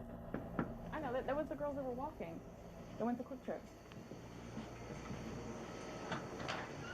Hey, I'm Detective Carter with Gwinnett County Police. Are you your internet? Yes, hi.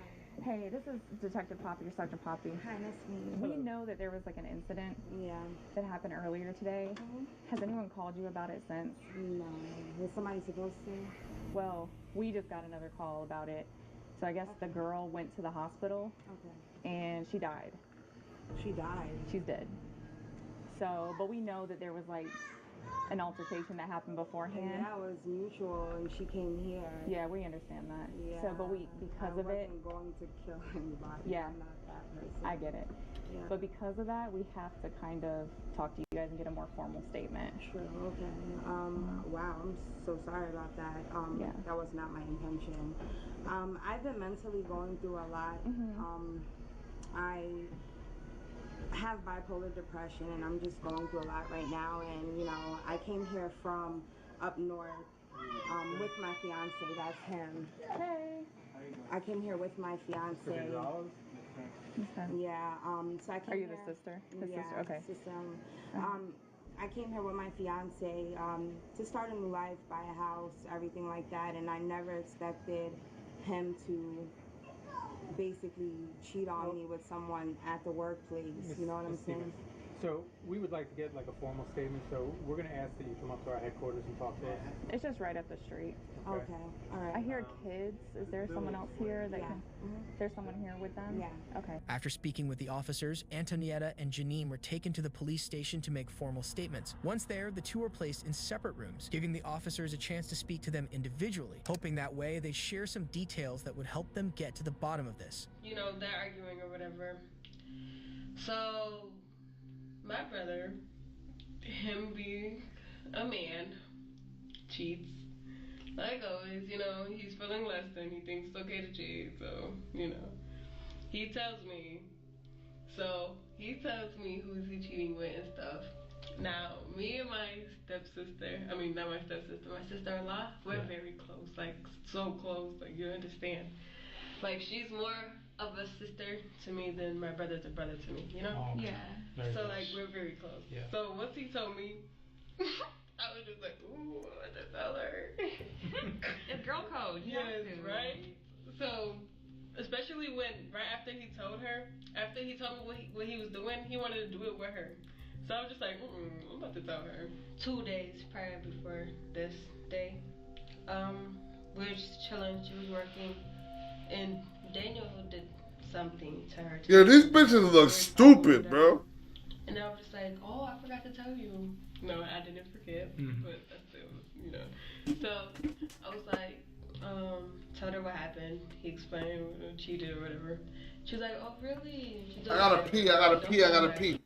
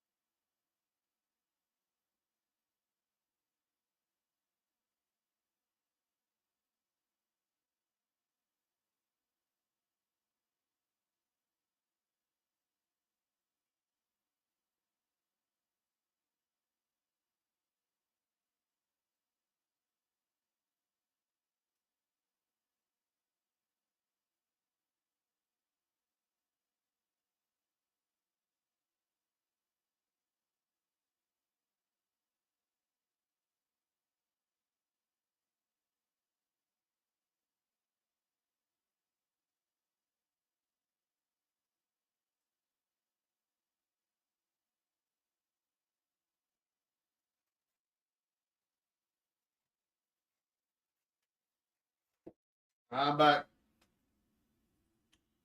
Because he's going to be mad at me. Right. Okay, so after that, The part of the stream where I lay down. He explained how the girl looked to me, though. And, you know, curly hair, Puerto Rican, skinny girl. So I was like, alright. So then I explained it to Antonetta. So the next day after that, we went to the store. Last night. We went to the store last night, and we were walking to Quick Trip. Quick Trip is right there, you know. I know, I saw y'all walking earlier. Yeah. I thought that was you guys. Okay, so we walked to Quick Trip. As we're walking to Quick Trip, the both of them are walking together from Quick Trip. So they're just now leaving, and we're just now coming. So Antonetta's like, is that Daniel walking? So now she runs to him like, who is this? So he's like, oh, it's my worker or whatever. Mind you, before we walked to Quick Trip, we asked him, when you go on your break, can you take us to the store? He said he couldn't leave on his break.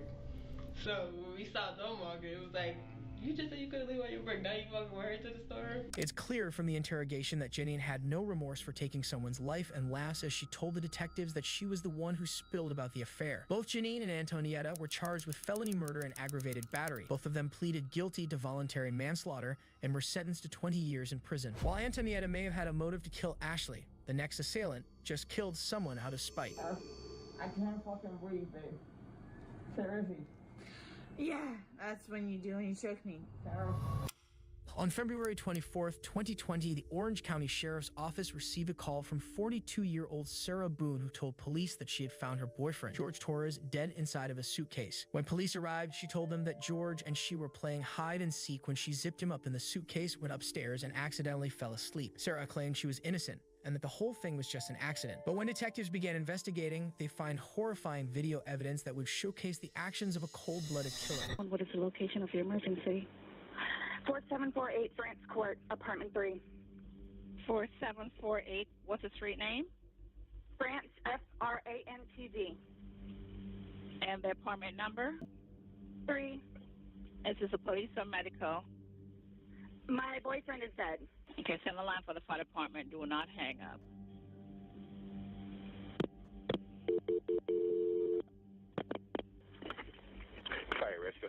Mercy. Desk 32. No, please don't leave. 4748 France Lane, apartment 3. France Court. My boyfriend and I were playing last night, and I put him in a case and we were playing. And like kind of hide and seek kind of thing. So I fell asleep, and I woke up, and he was dead in the suitcase. So I don't know what happened. I don't know what happened. I understand. I just need to confirm this. Is he awake at all? Is he conscious at all? No. He's purple. Is he breathing? No. All right. I need you to get him on the floor, flat on his back for me, okay? I did. I tried giving him CPR. All right. I tried giving him CPR. Yeah, okay. Well, but nothing happened. He's purple. Okay, listen to me. There's a defibrillator, but I need you to get it for me, okay? What is it? You have an AED available? No. All right. Do you right by him now? I'm sorry? Are you right by him now? Yes. Okay. Lay him flat on his... Okay, ma'am, listen. So listen, is he cold and stiff? Yes. Okay. Well, he's not necessarily cold, but he's stiff. And he's right, okay. All right, listen to me. Listen to me. I want you to lay him flat on his back for me on the floor. I did. Removing the pillows. Okay. Yes, I did. All right, okay. He's stiff and purple. Right, okay, listen. Okay, man, that's fine. We're still going to do compressions on him, okay? All right? Place the heel of your hand on his breastbone, right in the center of the chest, right between the nipples. Yes. Put your other hand on top of that hand. Baby, I'm telling you. Just by looking at him, you can tell. Okay. And? Please! Okay, he just gurgled. After Sarah speaks to 911 operators over the phone, police arrive at her residence, where they get a more detailed account of what happened that night George passed. But this information is just the beginning and will only lead to more questions from the detectives. Like, he and I were putting a puzzle together. We've been doing some artwork together. You were putting a puzzle together? Yes, we have a puzzle that we started in there. Okay. We've been doing art, trying to take the stuff off the wall to make new art put up there, like having a good time with one another. But we're drinking. We had a bottle of wine last night. Okay. So then it's like, we decided to play hide and seek, right? Okay. So he gets in the suitcase, okay? Who is this guy? That's my ex-husband, my former husband. How did he live here with you guys? No, I called him over here. Okay. I didn't know what to do. Okay. I didn't know what to do. Okay. So then he came over here. Here, let's talk in private, okay? I called you guys. I tried giving you CPR. The problem is I fell asleep. When did you do CPR? This morning. When I found it. Before you called? Yes! It's 1 o'clock right now. I was awake, but I actually got out of the bed at like 12:30ish, whatever. So I came downstairs, and I was like, oh, he's in the suitcase still.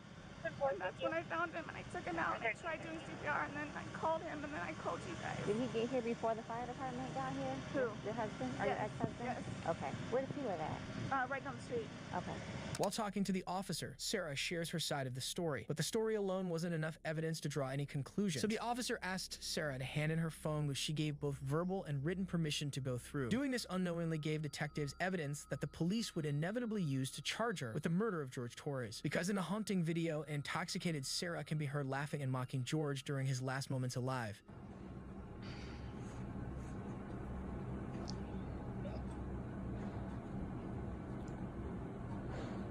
Sarah.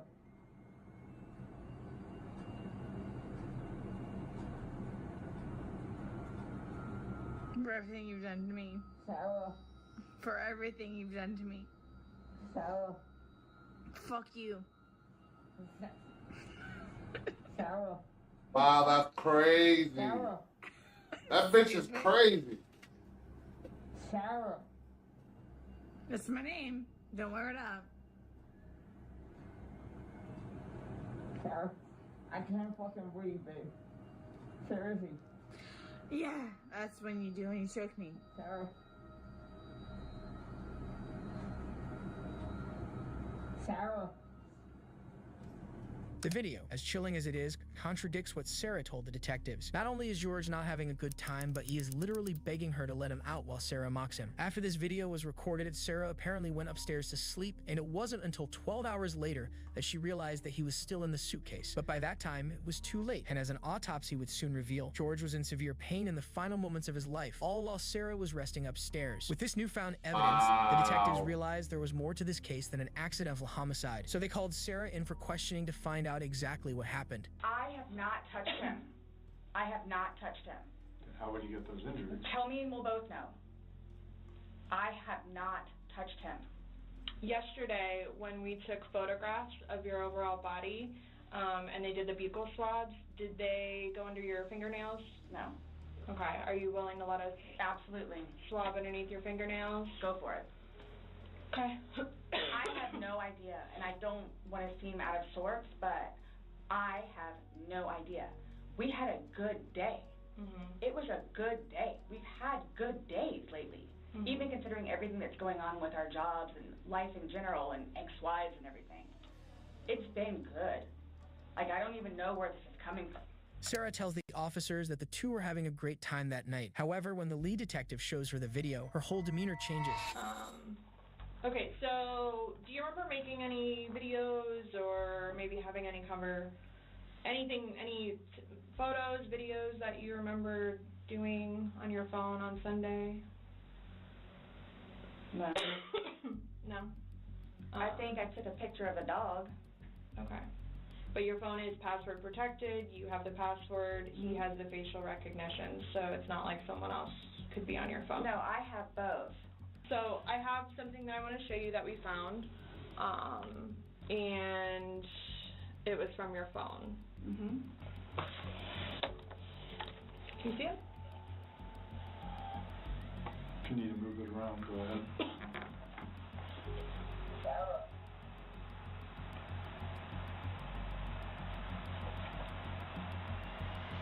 No, I don't remember that. It's that long? 2 minutes. For everything you've done to me. For everything you've done to me. Fuck you. And this Fuck is, you. that's you, your voice. Stupid. That's my name. Don't wear it up. I can't fucking breathe, man. Yeah, that's when you do when you choke me. I don't want to watch it, please. Last time we talked to you, you had said that you put him in the suitcase, he had 2 fingers hanging out. And you I went to flipped him bed. over.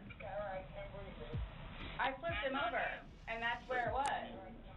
There's 2 different videos and a still picture where, yeah, it shows you flipping him in different positions and him saying that he can't breathe and you saying fuck So you. this is upside down. So in order for him to have gotten into it, It was flipped up. right, it was flipped up normal. Guys, this is killing me right now. So this image is upside down, and then this small video that occurred 11 minutes later, it's flipped over the other way, closer to your dining room table. Okay. Now he's obviously still in there. So he didn't, how did it go from the back to the front? I flipped it. Okay. My plan was not to go upstairs and go to sleep. Well, that's what you did. Yeah. But not intentional. Judging by the tone of her voice, Sarah still doesn't know how much trouble she's actually in. She was arrested and charged with second-degree murder, and after a lengthy 4-year-long Look at trial, her was found face. guilty and sentenced to life in prison.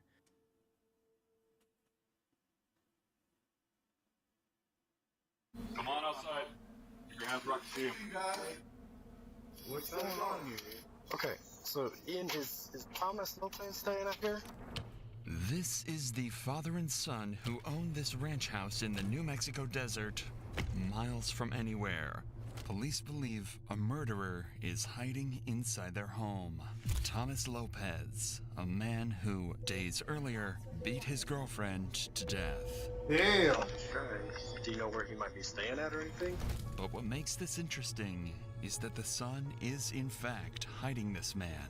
And the father is about to find out that his son is protecting a murderer inside the vents of his own home. They said he might be in the vent? Thomas, talk to me, man. I know you're down there. We don't come over here for simple stuff. Yeah. So what's up? She's dead.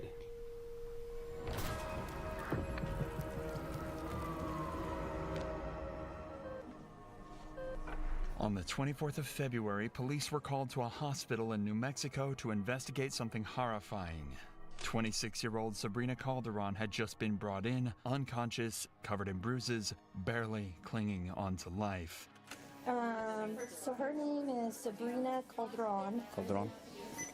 Is in such like dehydration that her kidneys are failing. She is too sick for even us to take care of. And who brought her in? I believe they said they thought it was her dad. What is that, would you say? Is that something from being hit? Probably. She's 26 years old. She should not be in this condition. Right. Sabrina is in such critical condition that the nurses are almost certain she won't survive. But what made the hospital so suspicious is that Sabrina's injuries were that of someone who had been viciously beaten, and the man who dropped her off left almost as quickly as he possibly could. The hospital called in police, but with no leads, the cops decided to use her emergency contact info and call up her dad to see if he could shed any light on what just happened. Can you hear me now, Mr. Calderon? Yes. Could you tell me what happened real quick? Why she has these injuries? Yes, Thomas Lopez, he got it from here. I guess at knife point. He took her over there, and... Where's over there? It's a ranch house. He had her locked up in the room, and he was just beating her. She said he was beating her every day. That was almost disturbingly simple. Some people Apparently, are a disgusting. man had taken her at knife point from her dad's home and was beating her every day at a house out on a ranch somewhere in New Mexico. The cops find it extremely strange that he never contacted police, so there is some amount of suspicion to cast on him. Regardless, they ask him for some details about the guy that he claims did this to her, knowing that if this lead hits a dead end, they know who to suspect next. Where does he live at? He was just going from place to place. How did you get her? He ended up taking her to the hospital, and I thank God for that. And dropped off and took off. Do you know what he looks like? I sure don't. Okay. Sure don't. Say his name one more time. Thomas Lopez. Thomas Lopez. Okay. Police now have a name. Thomas Lopez. The victim's father claims that Lopez was the one who both attacked and dropped Sabrina off at the hospital, which would explain why he was in such a big rush to leave. Where do you think he resides mostly? In Carlsbad or in Portales? I mean, he's just staying wherever he could, I guess. It seems like Thomas is going to be extremely difficult to track down. The cops don't have a description of him, he has a common name, and constantly jumps from place to place without a known address. If this guy had gone on the run, it could be weeks before they managed to find him. But that's when everything changed. Sabrina briefly woke up and found the strength to confirm that it was indeed Thomas that had done all this to her, and she managed to give police the address of the ranch her father mentioned, all before taking her final breath and dying moments later. Wow. Sabrina had just solved her own murder. Immediately, the cops head to the address heavily armed, knowing that they might come face to face with an aggressive killer. However, there is one problem. Police haven't had time to get a search warrant, meaning that they have no right to enter the home without permission. That means they're stuck outside, knowing that just feet away, a brutal murderer could be hiding.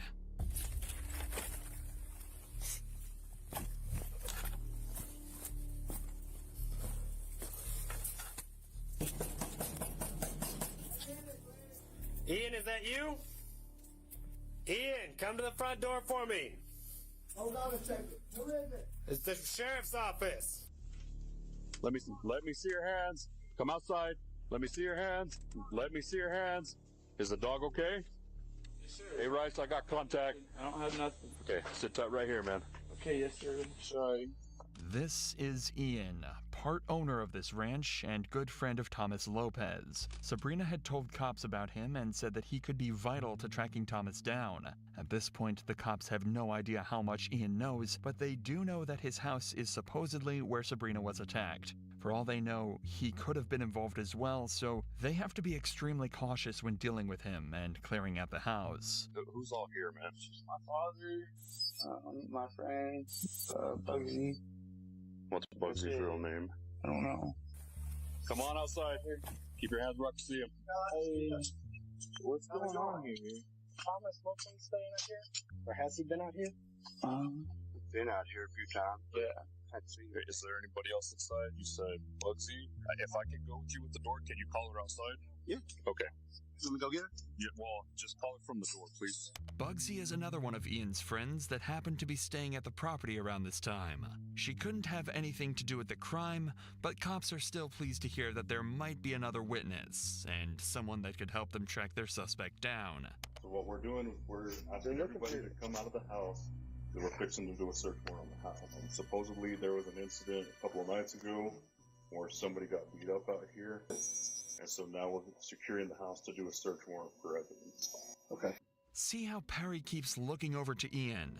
It's almost like he knows something is wrong, because this isn't the first time that Ian's brought criminals over to this house, something police would later bring up. With that said, Perry obviously doesn't want to give his own son up to the police, so he decides to stay quiet. We're good. We're out here with Ian Whalen and his dad, so there's nobody else in the trailer. So both are just chilling out here right now. We're working for Temple. Notice how Ian doesn't say a word. That's because he, just hours earlier, helped Thomas crawl into the vents inside his house to hide him from the cops. However, his father has absolutely no idea. Yeah, we're good. We're good for the next few minutes out here. Your warrant? That'll work. Thank you. Well, we don't have it right now. We're getting it. Like I said, we just came here. Okay, well then we don't have to do anything you say. We're securing the house. You don't actually have a warrant. No, I do not have a warrant. Okay, Ian. Hold on. Hold on. Come here. I'm exercising my right. Ian, come here so we can talk. Okay. Would you mind if I walked inside with you, just so we can make sure there's nobody else inside? Sure. Okay, I will go with you. Like I said, I'm not looking for anything, except for just make sure there's nobody inside. They're still not 100% sure that the house is empty. Ian mentioned someone called Bugsy, but wasn't sure if they were still around or not. So the officer prepares to head inside and clear the scene with Ian. Okay.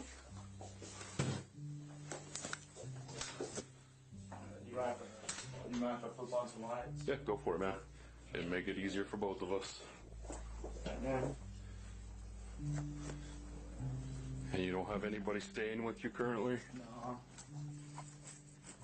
No. I just want to make sure, not somebody waiting behind me, The dog shit's back here, man, so... Okay. Do you mind if I walk, make sure there's nobody on the side? Go ahead, man. Okay. Appreciate it, man. Yeah, absolutely, so... Okay. Thank you. Do you mind if I walk in here? Go ahead. Like I said, I'm not worried. Go ahead, dude. I'm not looking for anything. Just make sure nobody's in here. Oh, he's growing weed. Yeah, it happens, man. Do you mind if I take a look inside? Absolutely. Appreciate it. That too. Okay. Thank you. Across speed filming. Right on. Do you have just friends stay from time to time, or you have? Yeah, once in a while,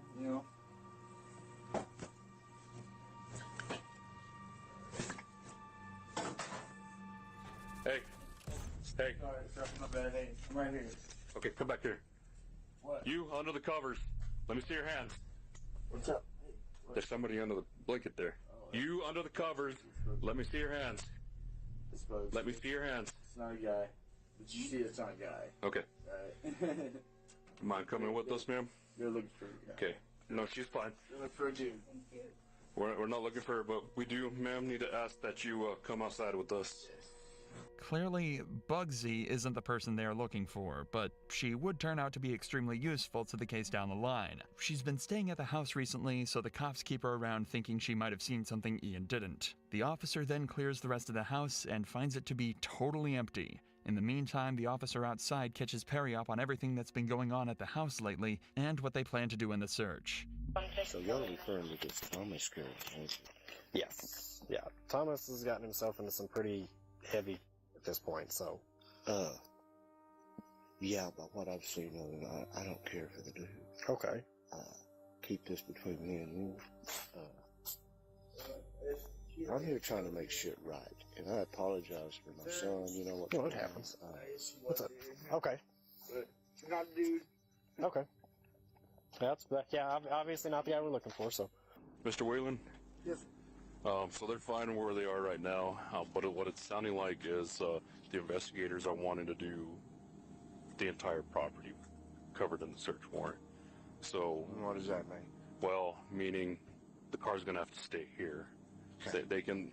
They're okay in there for now, But they are asking The entire property. Yes, Y'all sir. want to go through the barns? Yes, sir. That's what it's sounding We like. could probably go do that right now. Well, The well house is locked up and the barn's unlocked. okay. But I could take y'all on a tour if you wanted to. Yeah, we're gonna wait for them to get the paperwork done, just so that. But I can don't take y'all on a think, I'll be honest, tour I don't if you think Thomas want. is hiding in the shop or something like that. But on the off chance that he is, I don't want him to have the ability to talk to a lawyer and say, "Well, they illegally searched the barn." Even if we have permission at this point, we're just gonna kind of stand by and do it by the books for the paperwork, okay? The thing is, Officer Rice was wrong thinking that Thomas wasn't hiding on the property. Had he gone looking for him on his own, things could have ended much, much worse for him. However, the day is coming to an end, and it's time for the officers to go over everything they've figured out so far. However, they can't risk Ian or Perry overhearing any of this. See if you can figure out why that might be, and we'll reveal it after this clip. She's been living here? Probably. Did you ask her? No, I haven't asked her expressly. I would ask her. Because if she has been living here, she might have witnessed this. Sorry, I don't mean to be on edge, but you know, yeah, especially after, yeah. But, I guess the way to look at it, she died from that whole situation. Like those beatings. I see. I'm guessing there was some internal injuries. Okay. So it wasn't like we tracked her down. That's the way it seemed. Okay. The officers are clearly trying as hard as they can to conceal the exact details of the case from Ian and Perry. That's because detectives plan to interview them later, so the less information that gets put into their heads, the better. This is usually for two main reasons. If they're guilty of something, this stops them from changing their answers to hide evidence based on what they know. Or, if they're just a witness, it stops them from giving answers based on what they heard from the cops rather than what they actually saw, protecting their credibility in court. It should be made clear that this isn't the first time that cops have been dispatched to Ian's house. And in fact, multiple criminals had been arrested here before, though never Ian himself. He just seems to hang around with the wrong people. Let me tell Ian. Okay. Hey, listen, they're expanding the search to the whole property. We cannot take the car. Okay. So the thing is with it, Ian, is you guys physically yourselves are not being detained, okay? Any other than I guess today, any other issues going on? No. Nothing? Okay. That's good, I guess. Fortunately, no. Yeah. Got a nice place out here. I'd be more selective about who comes out. Yes, dude, honestly, when I lived out in the county, if I had friends over and they brought somebody I didn't know, I would straight up tell them back, guys, I'm cool with all y'all. So, but him, I don't know him. And if I don't know him, he doesn't need to be here. If you haven't noticed, the longer this goes on for, the more uncomfortable Ian seems to get. And as that continues, the cops start to get more suspicious too. After having multiple criminals caught and arrested on his property, you'd think he'd start to be more careful about who comes over. That's what made the cops suspicious here. If he's been hanging around so many criminals, he might feel obligated to cover up for them. That's the main thing on the officer's mind when he decides to bring Ian to the interview room, but they actually decide to wait before questioning him. They have a fairly large number of witnesses for the case, so they want to get as much information from the others first before talking to the riskiest of the group. Ideally, they'll get information that could help catch Ian in a lie and force him into telling the truth. So they start by questioning his father, Perry, the owner of the property. Too many people coming and going. I'm getting sick of this shit. So you were in your room. They had been there a couple of days. You heard her getting slapped. You knew she was getting slapped by the way she was sounding. You peeked out. Ian was telling her, hey, y'all need to calm and quit, or whatever he said. The girl outside, this Elizabeth chick, and some other guy gave the girl that was being slapped after she said, y'all need to help me. But that, apparently, this is two different women. See, I thought the girl that got beat up was not this girl. I mean, I don't know. I'll stay back in my room. But you saw a woman getting beat. Yeah, but I didn't think it was her. She was already in Carlsbad, right? Is it time for She just barely got in Carlsbad, probably Friday. It seems that Perry absolutely heard Thomas attacking at least one woman, but wasn't able to confirm who it was. He backs up Ian's propensity to let anyone and everyone over to the house and tells the cops that it was bound to end up badly eventually. How the fuck If do you Perry see can a identify woman the getting girl that he beat saw in your Thomas house hitting, though, it could be a and you do massive help nothing, for the bro? cops, as it would mean all the evidence lines up and they can begin their search for him immediately. Suppose we just got you got the faces mixed up? Because you don't seem sure, but you knew it was women. I thought there's two. There is Thomas did beat up another girl. that he has warrants out for his arrest now too. That's why he's running. Does he beat up every woman he comes in contact with? See, I thought we was talking about another woman. I knew of this chick, the picture he showed me. I knew of her going to the ER. But the chick that I heard through the walls saying, y'all gotta help me, was not her.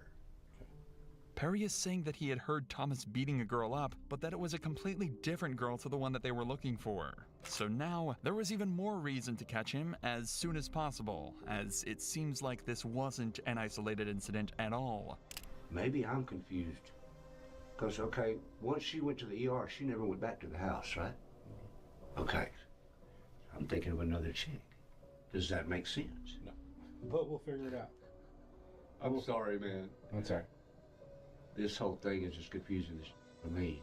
I need to be more involved, I know, with who comes and goes, but, you know, he thinks he's a grown-ass man now. And Ian's gonna have to start putting his foot down about who stays at the house. Plain and simple.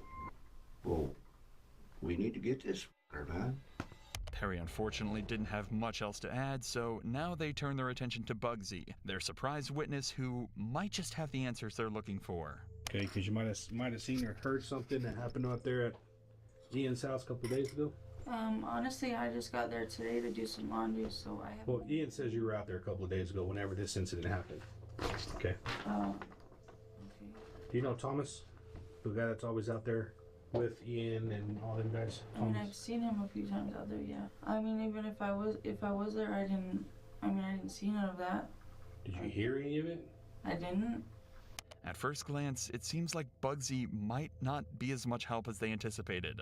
But things can change quite quickly when a witness is told just how serious the situation is. That's why the officer decides to let her in on what happened to Sabrina and see if that jogs her memory at all. The reason we're here is because there's a girl that was with Thomas. Today, she started having complications from what Thomas and Sabrina had an altercation over. Okay. She is now deceased. Unfortunately for the cops, this didn't change the fact that Bugsy hadn't seen anything at the house. However, she was able to give them one piece of information that could end up proving infinitely more useful than what they were hoping for initially. She gave them the address of another house Thomas was known to stay at. Inside that house is actually another one of Thomas's victims, and the police are about to discover that he's actually a serial domestic abuser. This is crucial to build a strong case against Thomas. Good, and yourself? Serial domestic abuser. We're looking for Thomas? He's not here. My friend Monique, that's her boyfriend. Okay. She asked me to stay here because she's... Is Monique not here either? She went to Clovis. Okay. And I'm just watching. Do you know where Thomas is? He's not supposed to be We just here. really need to talk to him. He's not supposed to be here. We changed the locks for her. Changed the locks for her. She's really scared of him, so... Oh, yeah? Yes, we changed the locks for her. Okay. She doesn't have a phone here. Was she battered a while back? Yes. Is that what that... Do you mind if we just make sure he's not in the house? That's fine. Jamel. What's that? I'm her friend. But nobody else is in this house? Yeah. The only thing is that she called me, so she's scared of him. Uh-huh. My boyfriend changed out the locks for her. He took her phone. Oh, he took her phone? When you're saying her, who are you talking about? Money. She hasn't been here all day. I can't stay here for her. But she still lives here? Yes. She hasn't had contact with him that you would know of? She pretty much wanted nothing to do with him? How long ago was their incident that happened? That was yesterday. But she called me and told me to come change out her locks because she's scared of you. It turns out this is the home of the other girl that Thomas had reportedly been beating, which, if anything, is worrying the cops even more. Since we know he's not limiting his violence to one girl, it would make sense if he's hiding out here waiting for this girl to come back home. The homeowner, however, is telling the cops that he's not here and she's not seen him for days. Is she working or where is she at? She just got a rehab, and so she went to Clovis with her daughter. Oh, I guess that's what it means. So it was about 7:30 yesterday. Does he have any friends around here that we know of? That he hangs out with? Family? Of him because she's my friend. Uh-huh. But I know she don't have nobody who terrorizes her. Do you think he still has her phone? Oh, he does. Get that number. He does have her phone. The officers continue to search every room in the house as well as the attic, but weren't able to find him anywhere. According to everyone they'd talked to, Thomas had gone off the grid and was nowhere to be seen. But there was still one person they hadn't talked to. The one person that they knew was acting strange from the very beginning. Ian Whalen. If anyone was going to know where he was, it was going to be Ian. So later that night, they brought him into the interrogation room for hopefully the last interview that they'd need in this case. Their cameras are down, so I'm using this thing, okay? Okay. I'll explain to you why we're here talking. You're not in any kind of trouble, okay? You're not in any trouble. You have any idea why you might be down here? Well, yes. About what? Because of the fight or whatever, I guess, that Thomas had. Right? You know anything else about it? No. Remember, Ian hasn't been told any details of what actually happened yet. He doesn't know that Thomas killed Sabrina, or even that there was a physical exchange. But that's all about to change in just a few moments. Tom, let's talk about Thomas Lopez. When's the last time you seen him? It's been about like a day or so. A day or so? What about his girlfriend Sabrina? About a day or so. Okay. What happened between Sabrina and Thomas? I just like heard an altercation. I didn't like see anything. I just heard them screaming at each other enough to where it alarmed me. Were they inside your house when they did that? Yeah. When they were screaming? Mm. Okay. Was there anything physical going on, or just screaming? Did you see anything physical? Did you hear anything physical? Did you hear her yelling stop or him stop or anything? Mm. No? So whatever you heard screaming and stuff, where were they at? Like, I guess it would be like down towards the kitchen area. I don't know, I heard them yelling and whatnot, and I went out there and I was like, hey man, are y'all okay? And they were just like, yeah man, fine, you know. And what did she say? Nothing. It's clear Ian was around when the fight happened, but it seems like he didn't realize how bad things had actually gotten. Apparently Sabrina was actually crying when he went to talk to them, but he just figured it wasn't his business and went back to sleep in his room. Do you know what the fight was about?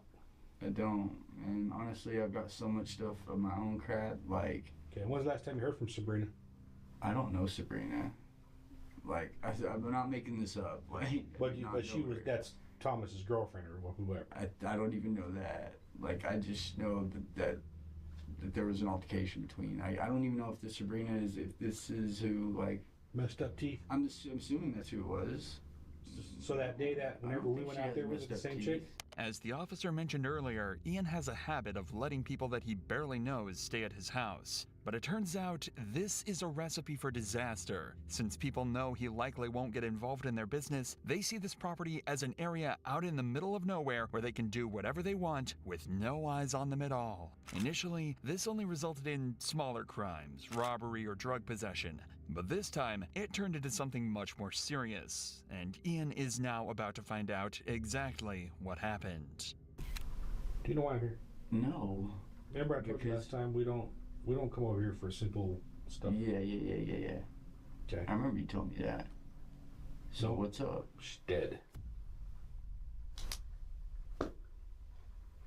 You're kidding me. What happened? Do you know?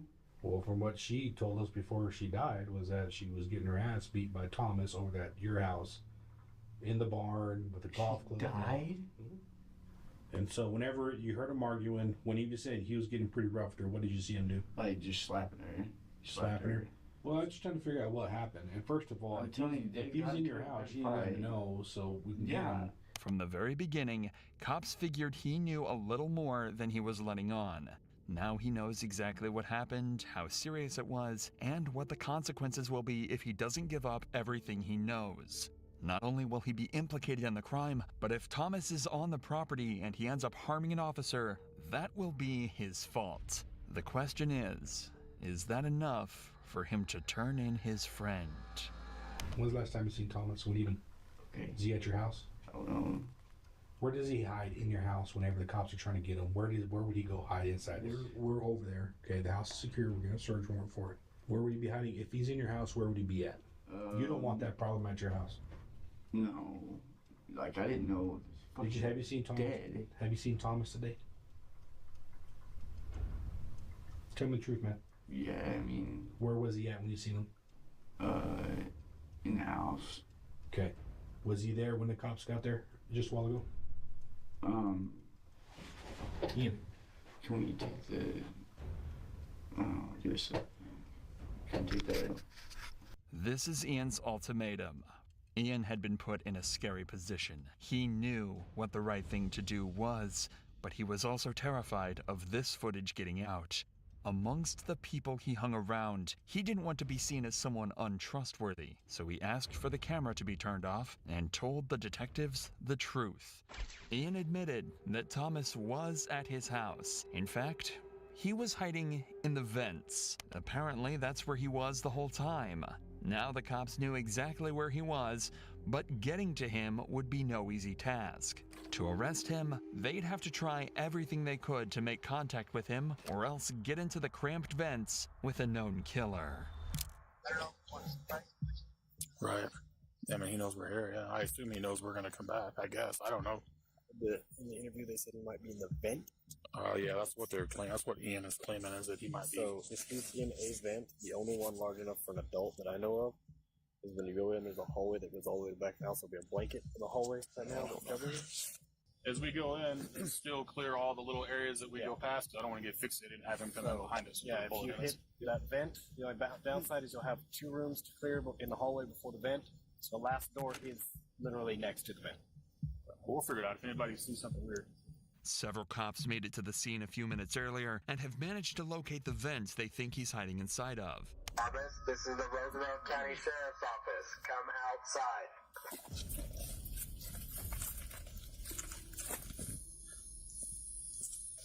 He's not answering. No, you try. He might answer me. Let him know if he doesn't respond. He doesn't come out. Yeah, no, I don't. Look around here. Thomas, Roosevelt County Sheriff's Office, Deputy Bachman. Come on out, man, with your hands up. Know you're down there. So is that the vent you went in, or this? It's got a huge culvert. I saw it. It goes down. There's no access back there. Ian because Ian had the screen. He puts the vent back on, so he knew he was down there. The officers are right. The vent cover couldn't have been put in place from the inside, so Ian had to have helped him hide. But they'll figure out what to do about that later. For now, they need to figure out a way to get Thomas out of the vents. To start with, locate his exact position, and they came up with a creative solution to do this. He was right there. How far, approximately? He's all the way at the far end down there, and that other vent there. Just trying to see if there's a mirror. I got a good point. Just needs duct tape and a mirror. There's probably duct tape in the garage. You take a phone and a flashlight together and stick down in there just so we get some really good light and light them up and just confirm. It sounds far-fetched, but after pointing a phone and a torch deep into the vents, they were able to confirm precisely where Thomas was.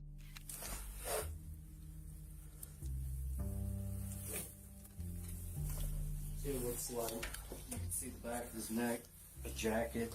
The problem was, he still wasn't responding, and they certainly didn't want to get in the vents with him. So while another group of officers checked the outside to ensure he couldn't escape, the cops tried desperately to reach out to him. But quickly, they started to get concerned about something else entirely.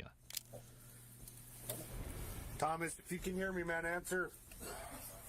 I know you're down there. We saw you in the pictures. Answer me.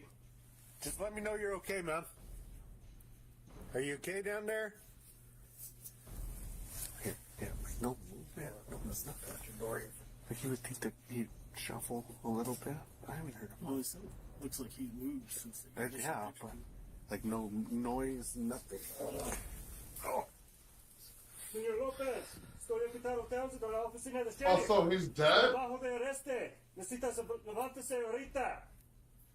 Thomas had been down there for hours now, possibly even days. The cops know he's there, but they haven't seen his face or any movement whatsoever. They're fearing the worst, but they still can't risk going down there with him.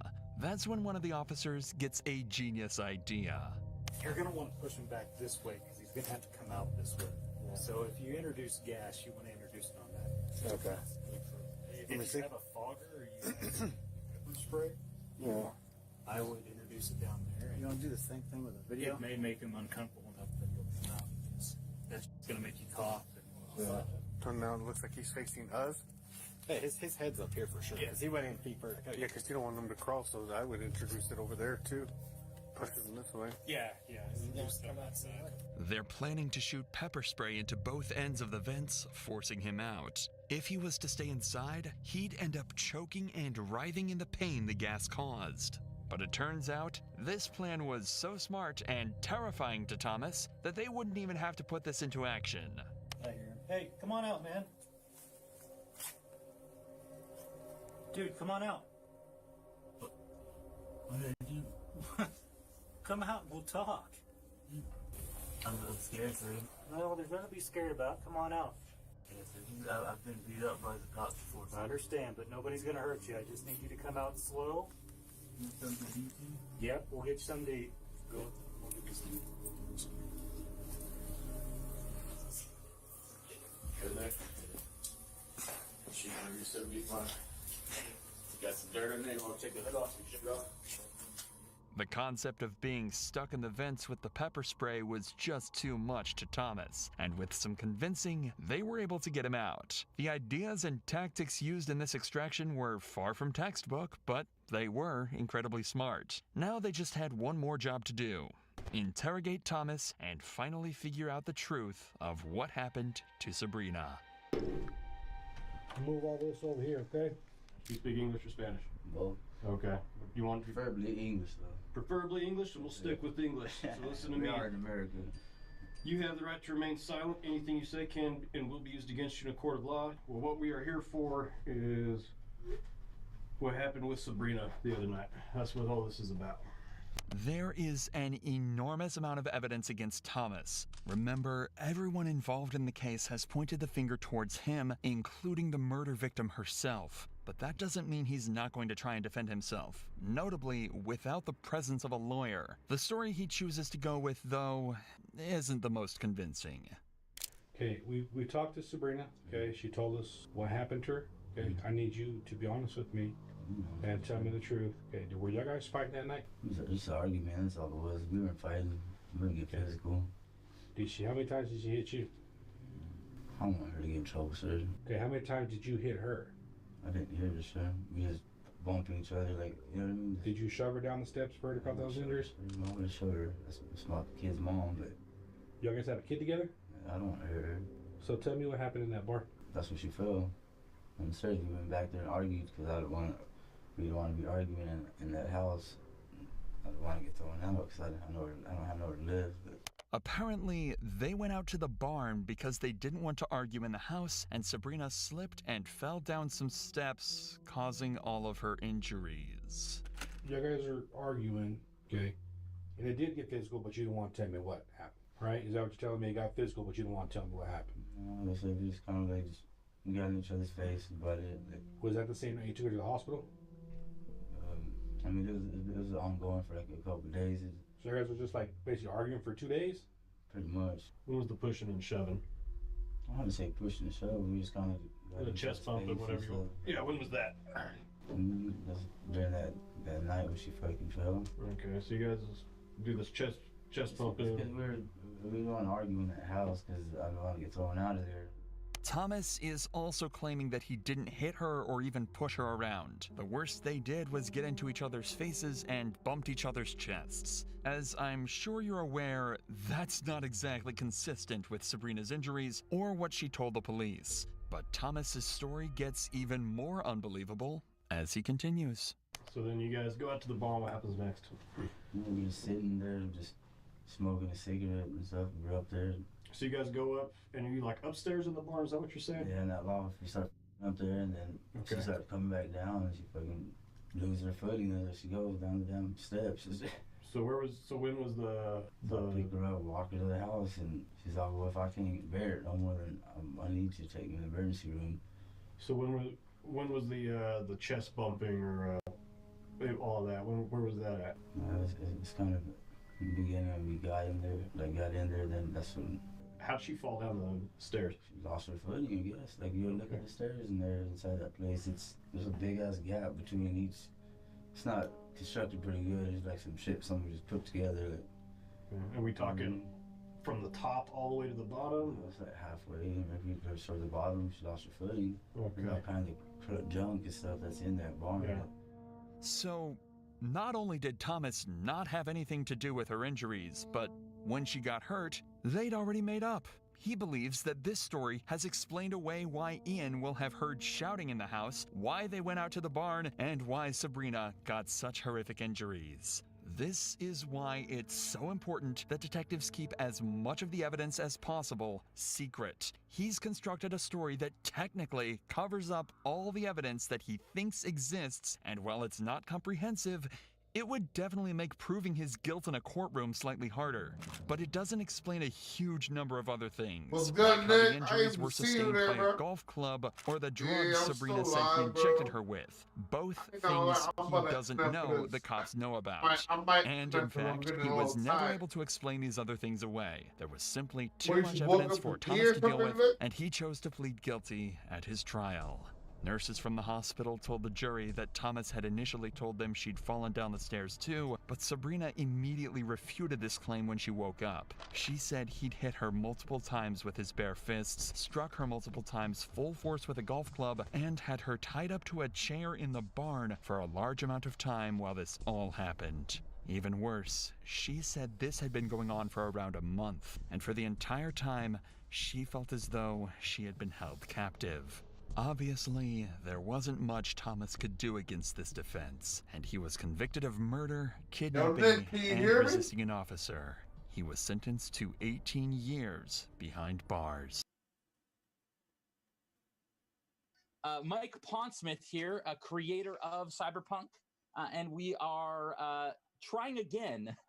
Unfortunately, the apocalypse affected us Friday night when we tried to do this, and we hit a glitch in the Matrix, as it were. But we're back and stronger than ever, and very, very excited to bring you some awesome RPG action from Cyberpunk Red universe. Just a couple announcements real quick. If you like what you're seeing, you're on the wrong.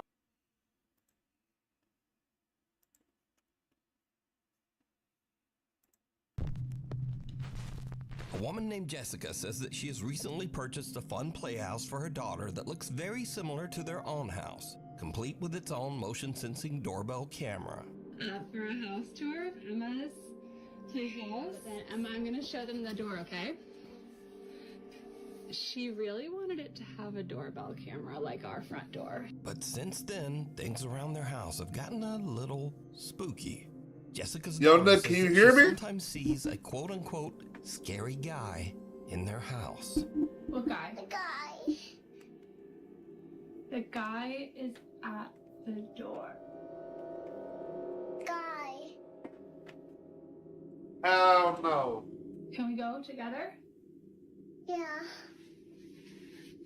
Do you want to open the door or you want mommy to open it? I want mommy to open it. Okay. He's in there. The guy? Yeah. He's scary. He's scary. I'm scared.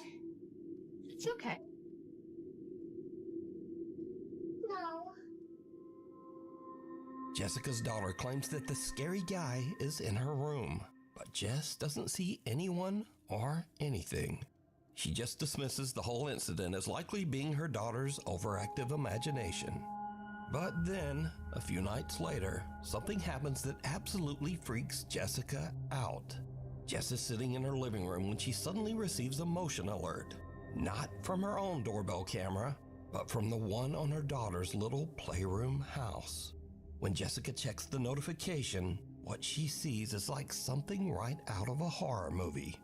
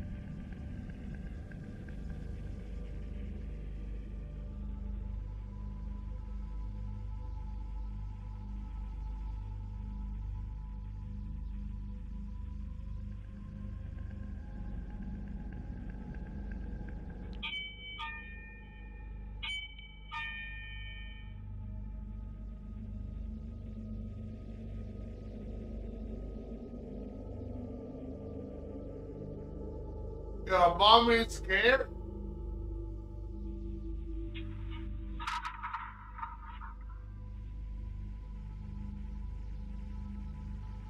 Now a note on this clip. This is not a motion camera that pans around the room on its own motor. This camera is actually attached to the playhouse door. So this back and forth motion means that the playhouse door is actually opening and closing. But it gets even weirder, because the camera repeatedly catches a little playtime mannequin head in the corner of the playhouse, and its hair seems to be lifted up by some unseen force, and then just suddenly drops back down. After this, Jessica has had about enough. She says that she took down the little playhouse, but her daughter still sometimes says that she sees the quote-unquote scary guy back in their house. On March 6, 2015, Jennifer Groesbeck was driving home with her 18-month-old daughter Lily secured in her car seat in the back. While driving along a lonely road in Utah, Jennifer lost control of her SUV and crashed off the side of a bridge, flipping her car upside down into the freezing water of the Spanish Fork River. Most of the car was submerged in the icy water, and tragically, Jennifer Groesbeck passed away almost instantly. However, luckily the car was positioned in a way that Jennifer's 18-month-old baby Lily was not plunged into the freezing water. The baby was held in place in her car seat in the back. Many hours later, the car is spotted in the river, and emergency first responders arrive on the scene. Go ahead.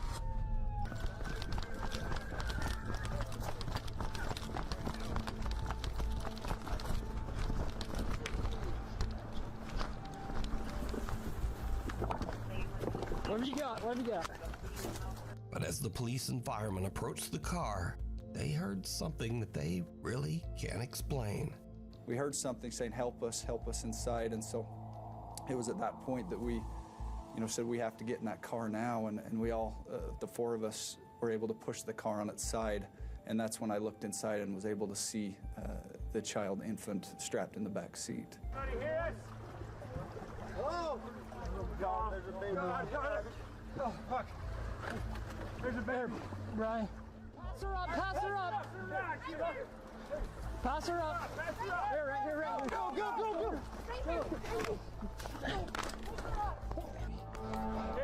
She's definitely hypothermic. She's freezing. Go up in there. Here, dog. Let's go. So you actually heard a voice calling out, help me. Do you know who that was?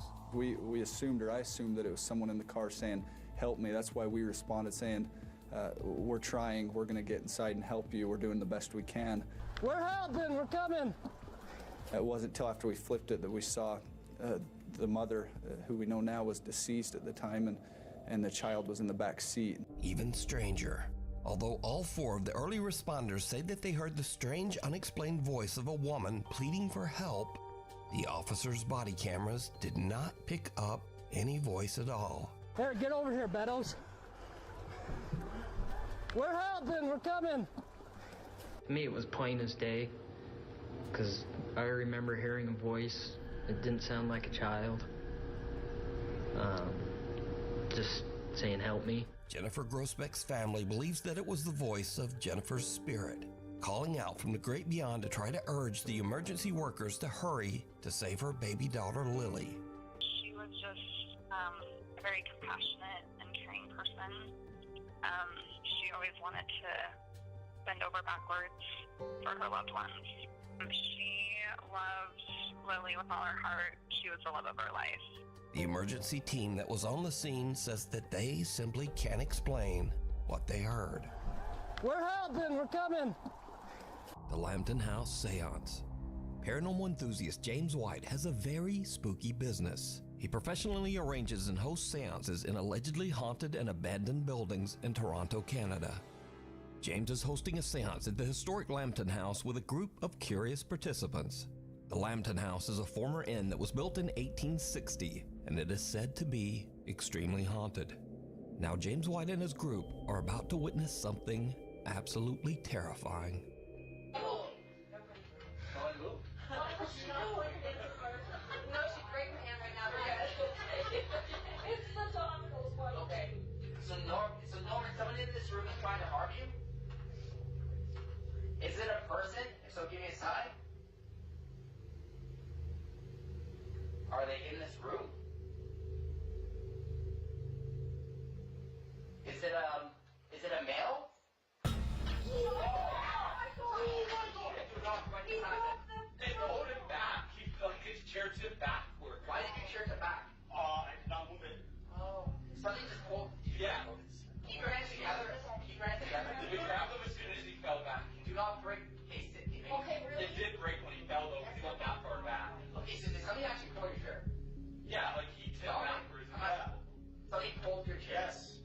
While in the middle of a seance, one participant is forcefully yanked backwards out of his chair by an unseen force. Is it a male? The door behind me was open, and I had my partner sitting beside me, and we had the door was open behind us, and we thought we heard something back there, but nothing was there. So we turned, and I looked, and I saw nothing. So I turned my head back towards the group, like the circle, and we're all holding hands. And then all of a sudden, I just felt like this force just come and pull me back, and it was like aggressive. It wasn't like calm, it was aggressive, like it was trying to kill me or something. I don't even know. My feet were like flat on the ground. I wasn't moving. I was holding hands with the people beside me, and it just pulled me. And it like felt like someone was coming up behind me, like standing up behind me as I'm sitting in the chair, and like taking my shoulders and like pulling me towards the mirror. It was crazy.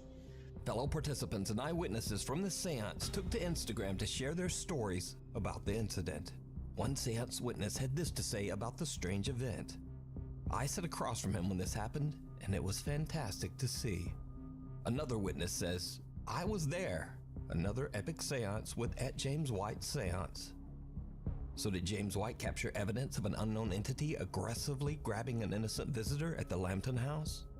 I leave it up to you to decide. Is it a male?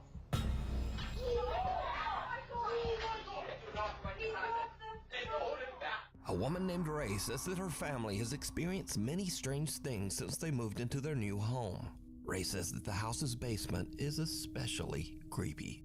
She says that even on warm days, the temperature down there is always freezing, and she says that she feels like something is watching her when she's down there. Even weirder, the family often hears strange, unexplained sounds coming from the basement.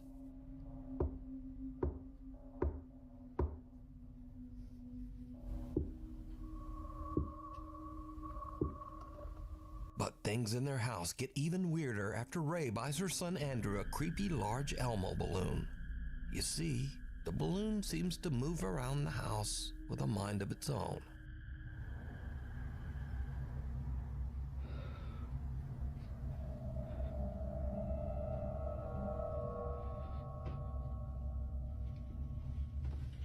Babe, come here.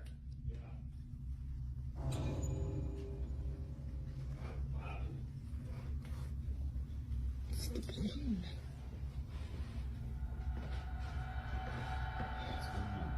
It just keeps going down to the basement.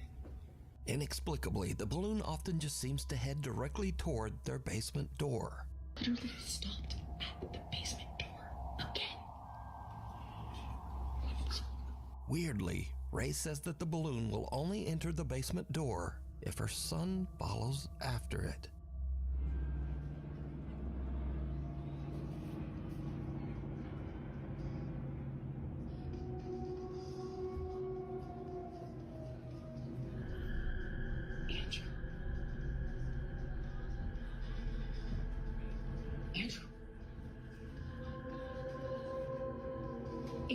So the obvious thought here is, well, it's just a balloon caught in a draft and doing balloon stuff. But things get even weirder, because it seems the creepy Elmo balloon isn't content to only roam the downstairs. One night, the family dogs start going nuts, and Ray goes to investigate. What she finds chills her to her core.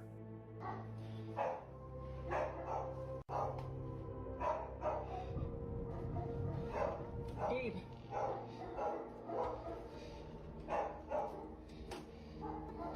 Quiet.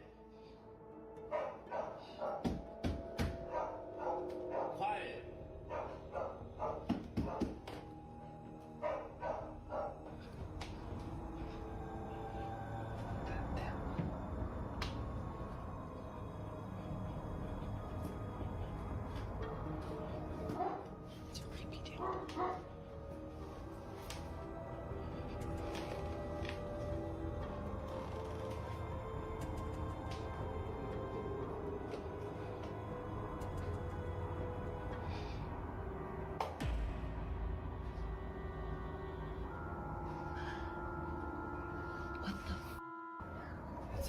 So now the obvious question is, why doesn't she just pop the balloon, throw it in the trash, and be done? But Ray says that her son is very attached to the balloon and refuses to let them take it away. So the creepy Elmo balloon stays. But Ray will soon seriously regret this decision.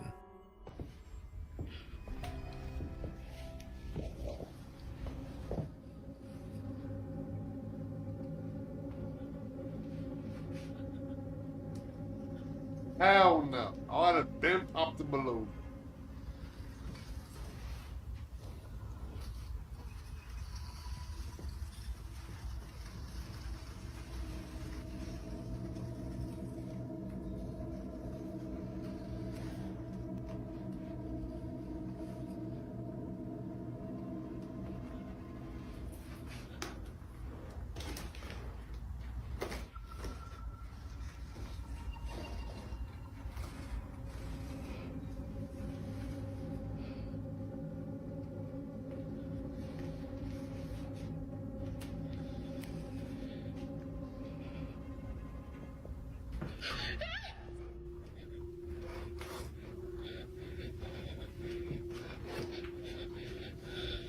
I ain't see shit. What happened?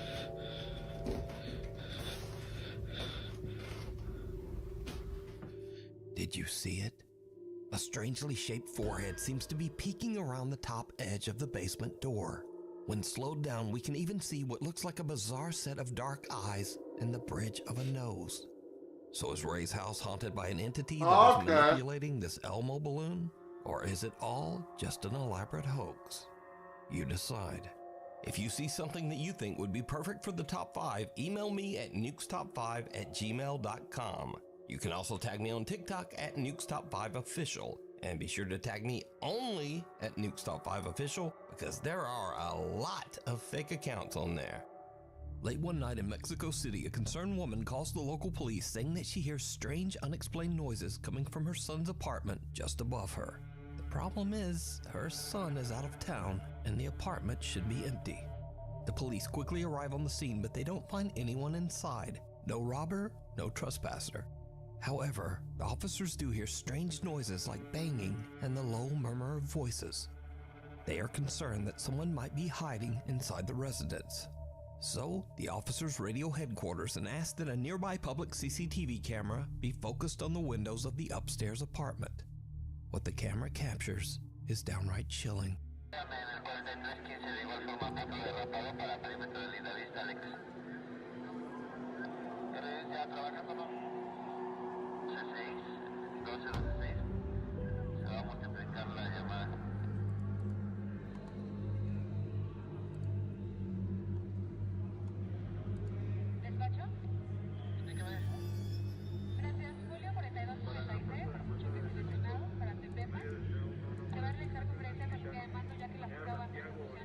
The CCTV camera captures the ghostly figures of 3 children looking out the window as the police leave.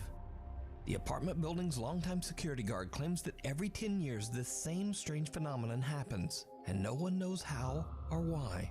He says that no children have ever lived in that apartment, so he has no idea who or what this might be. To this day, the footage remains a mystery.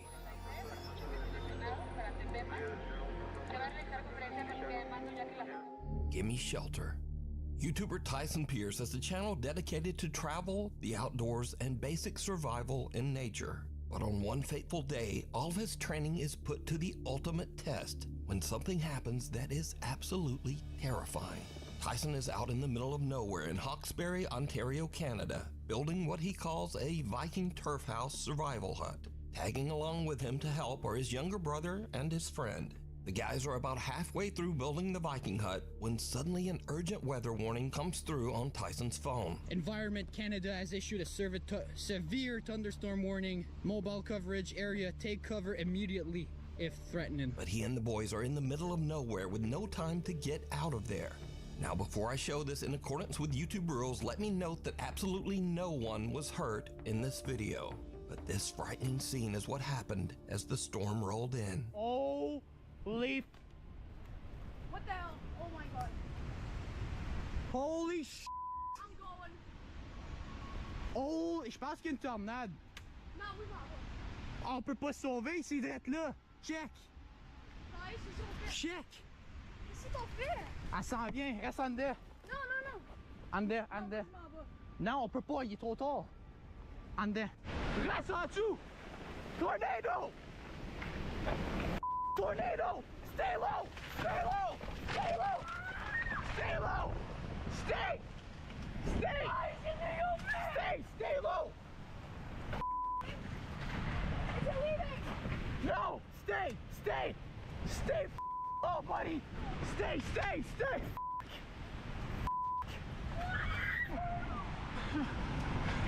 Stay! Stay! Finish this small ball! Finish small ball! Finish small ball! Stay low! No, no, we're good, we're good, we're good! No, we're dying. We're dying. We're dying. No, stay, stay. Bro. Fuck. Oh my god. Tice. Stay, stay. Stay, Miguel. Stay. We're gonna wait until. Holy f***. Please, don't make me. C'est good, on est good. On est good? Good, sir. 100%, sir. Please, God, please, please. God, s'il vous plaît. S'il vous plaît. Oh my god, no. Please, no. Stay low, stay low. Stay. Holy f***. Stay, please, God, please. God, please. C'est good, on est good. On est good. On est good. On est correct.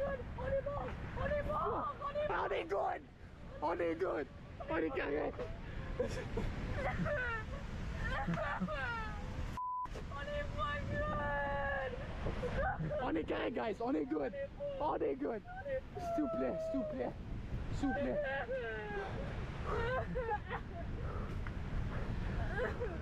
Now again, let me repeat that in accordance with YouTube rules, none of these guys were hurt. Because of the amazing stability of Tyson's shelter, everyone survived and made it out without a scrape. Tyson returns a few days after the storm to check out his shelter and the surrounding woods. That's my cabin. 2 trees. 2.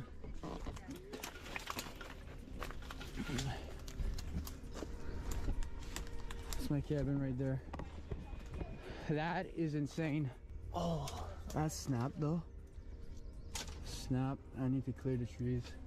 That's snap there as well. The trees around the shelter have been uprooted and blown to the ground, but the shelter is still there. The guys are even able to find their bikes buried under one of the downed trees. Oh, yes. Oh my god, no way. Bro. Our bikes are good. Wow. Good spot. My bike. Our bikes are good. So Tyson's amazing nature shelter actually saved their lives. He considers it a blessing that they were all able to escape without injury. How is this paranormal? Thank you. It's cold outside, but you can keep warm in some all-new Nuke Stop 5 merch. Now, of course, we have t-shirts, hoodies, and coffee mugs, but we also have blankets, pillows, and long sleeves. We've even got stockings and wrapping paper. Anyway, shipping is free, and be sure to order by December 10th to get delivery before Christmas. Go to nukestop5.com to shop now. Or, you know, like whenever you feel like it. Maybe after the video.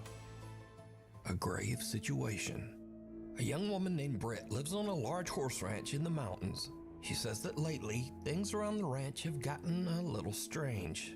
Well, actually, they've gotten a lot strange.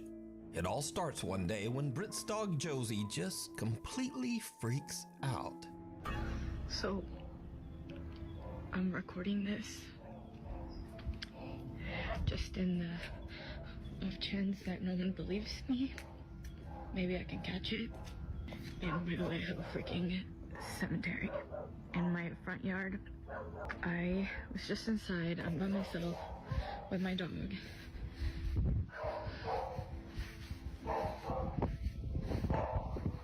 She's up in that room upstairs. You can really hear her working from here. Josie.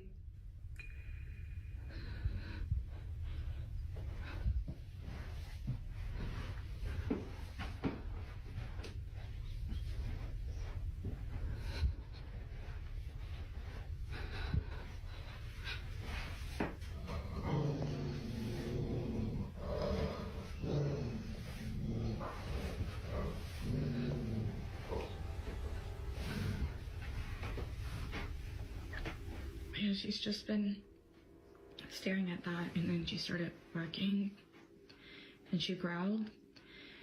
And when she growled, I kind of like booked it, but I don't really know, like... I saw this one just today.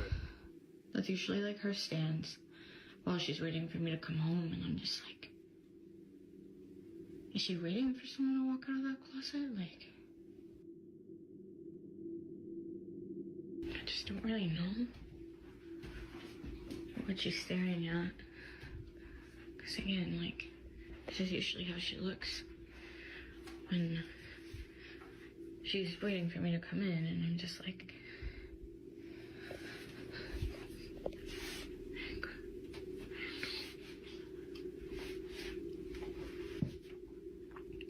What? What is it? What is it?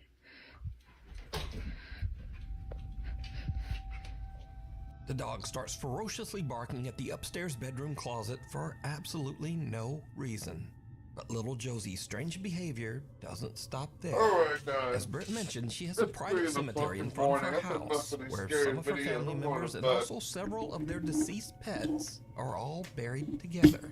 Recently, the dog Josie has just started staring at the small graveyard. Alright, we gotta save this one to up later.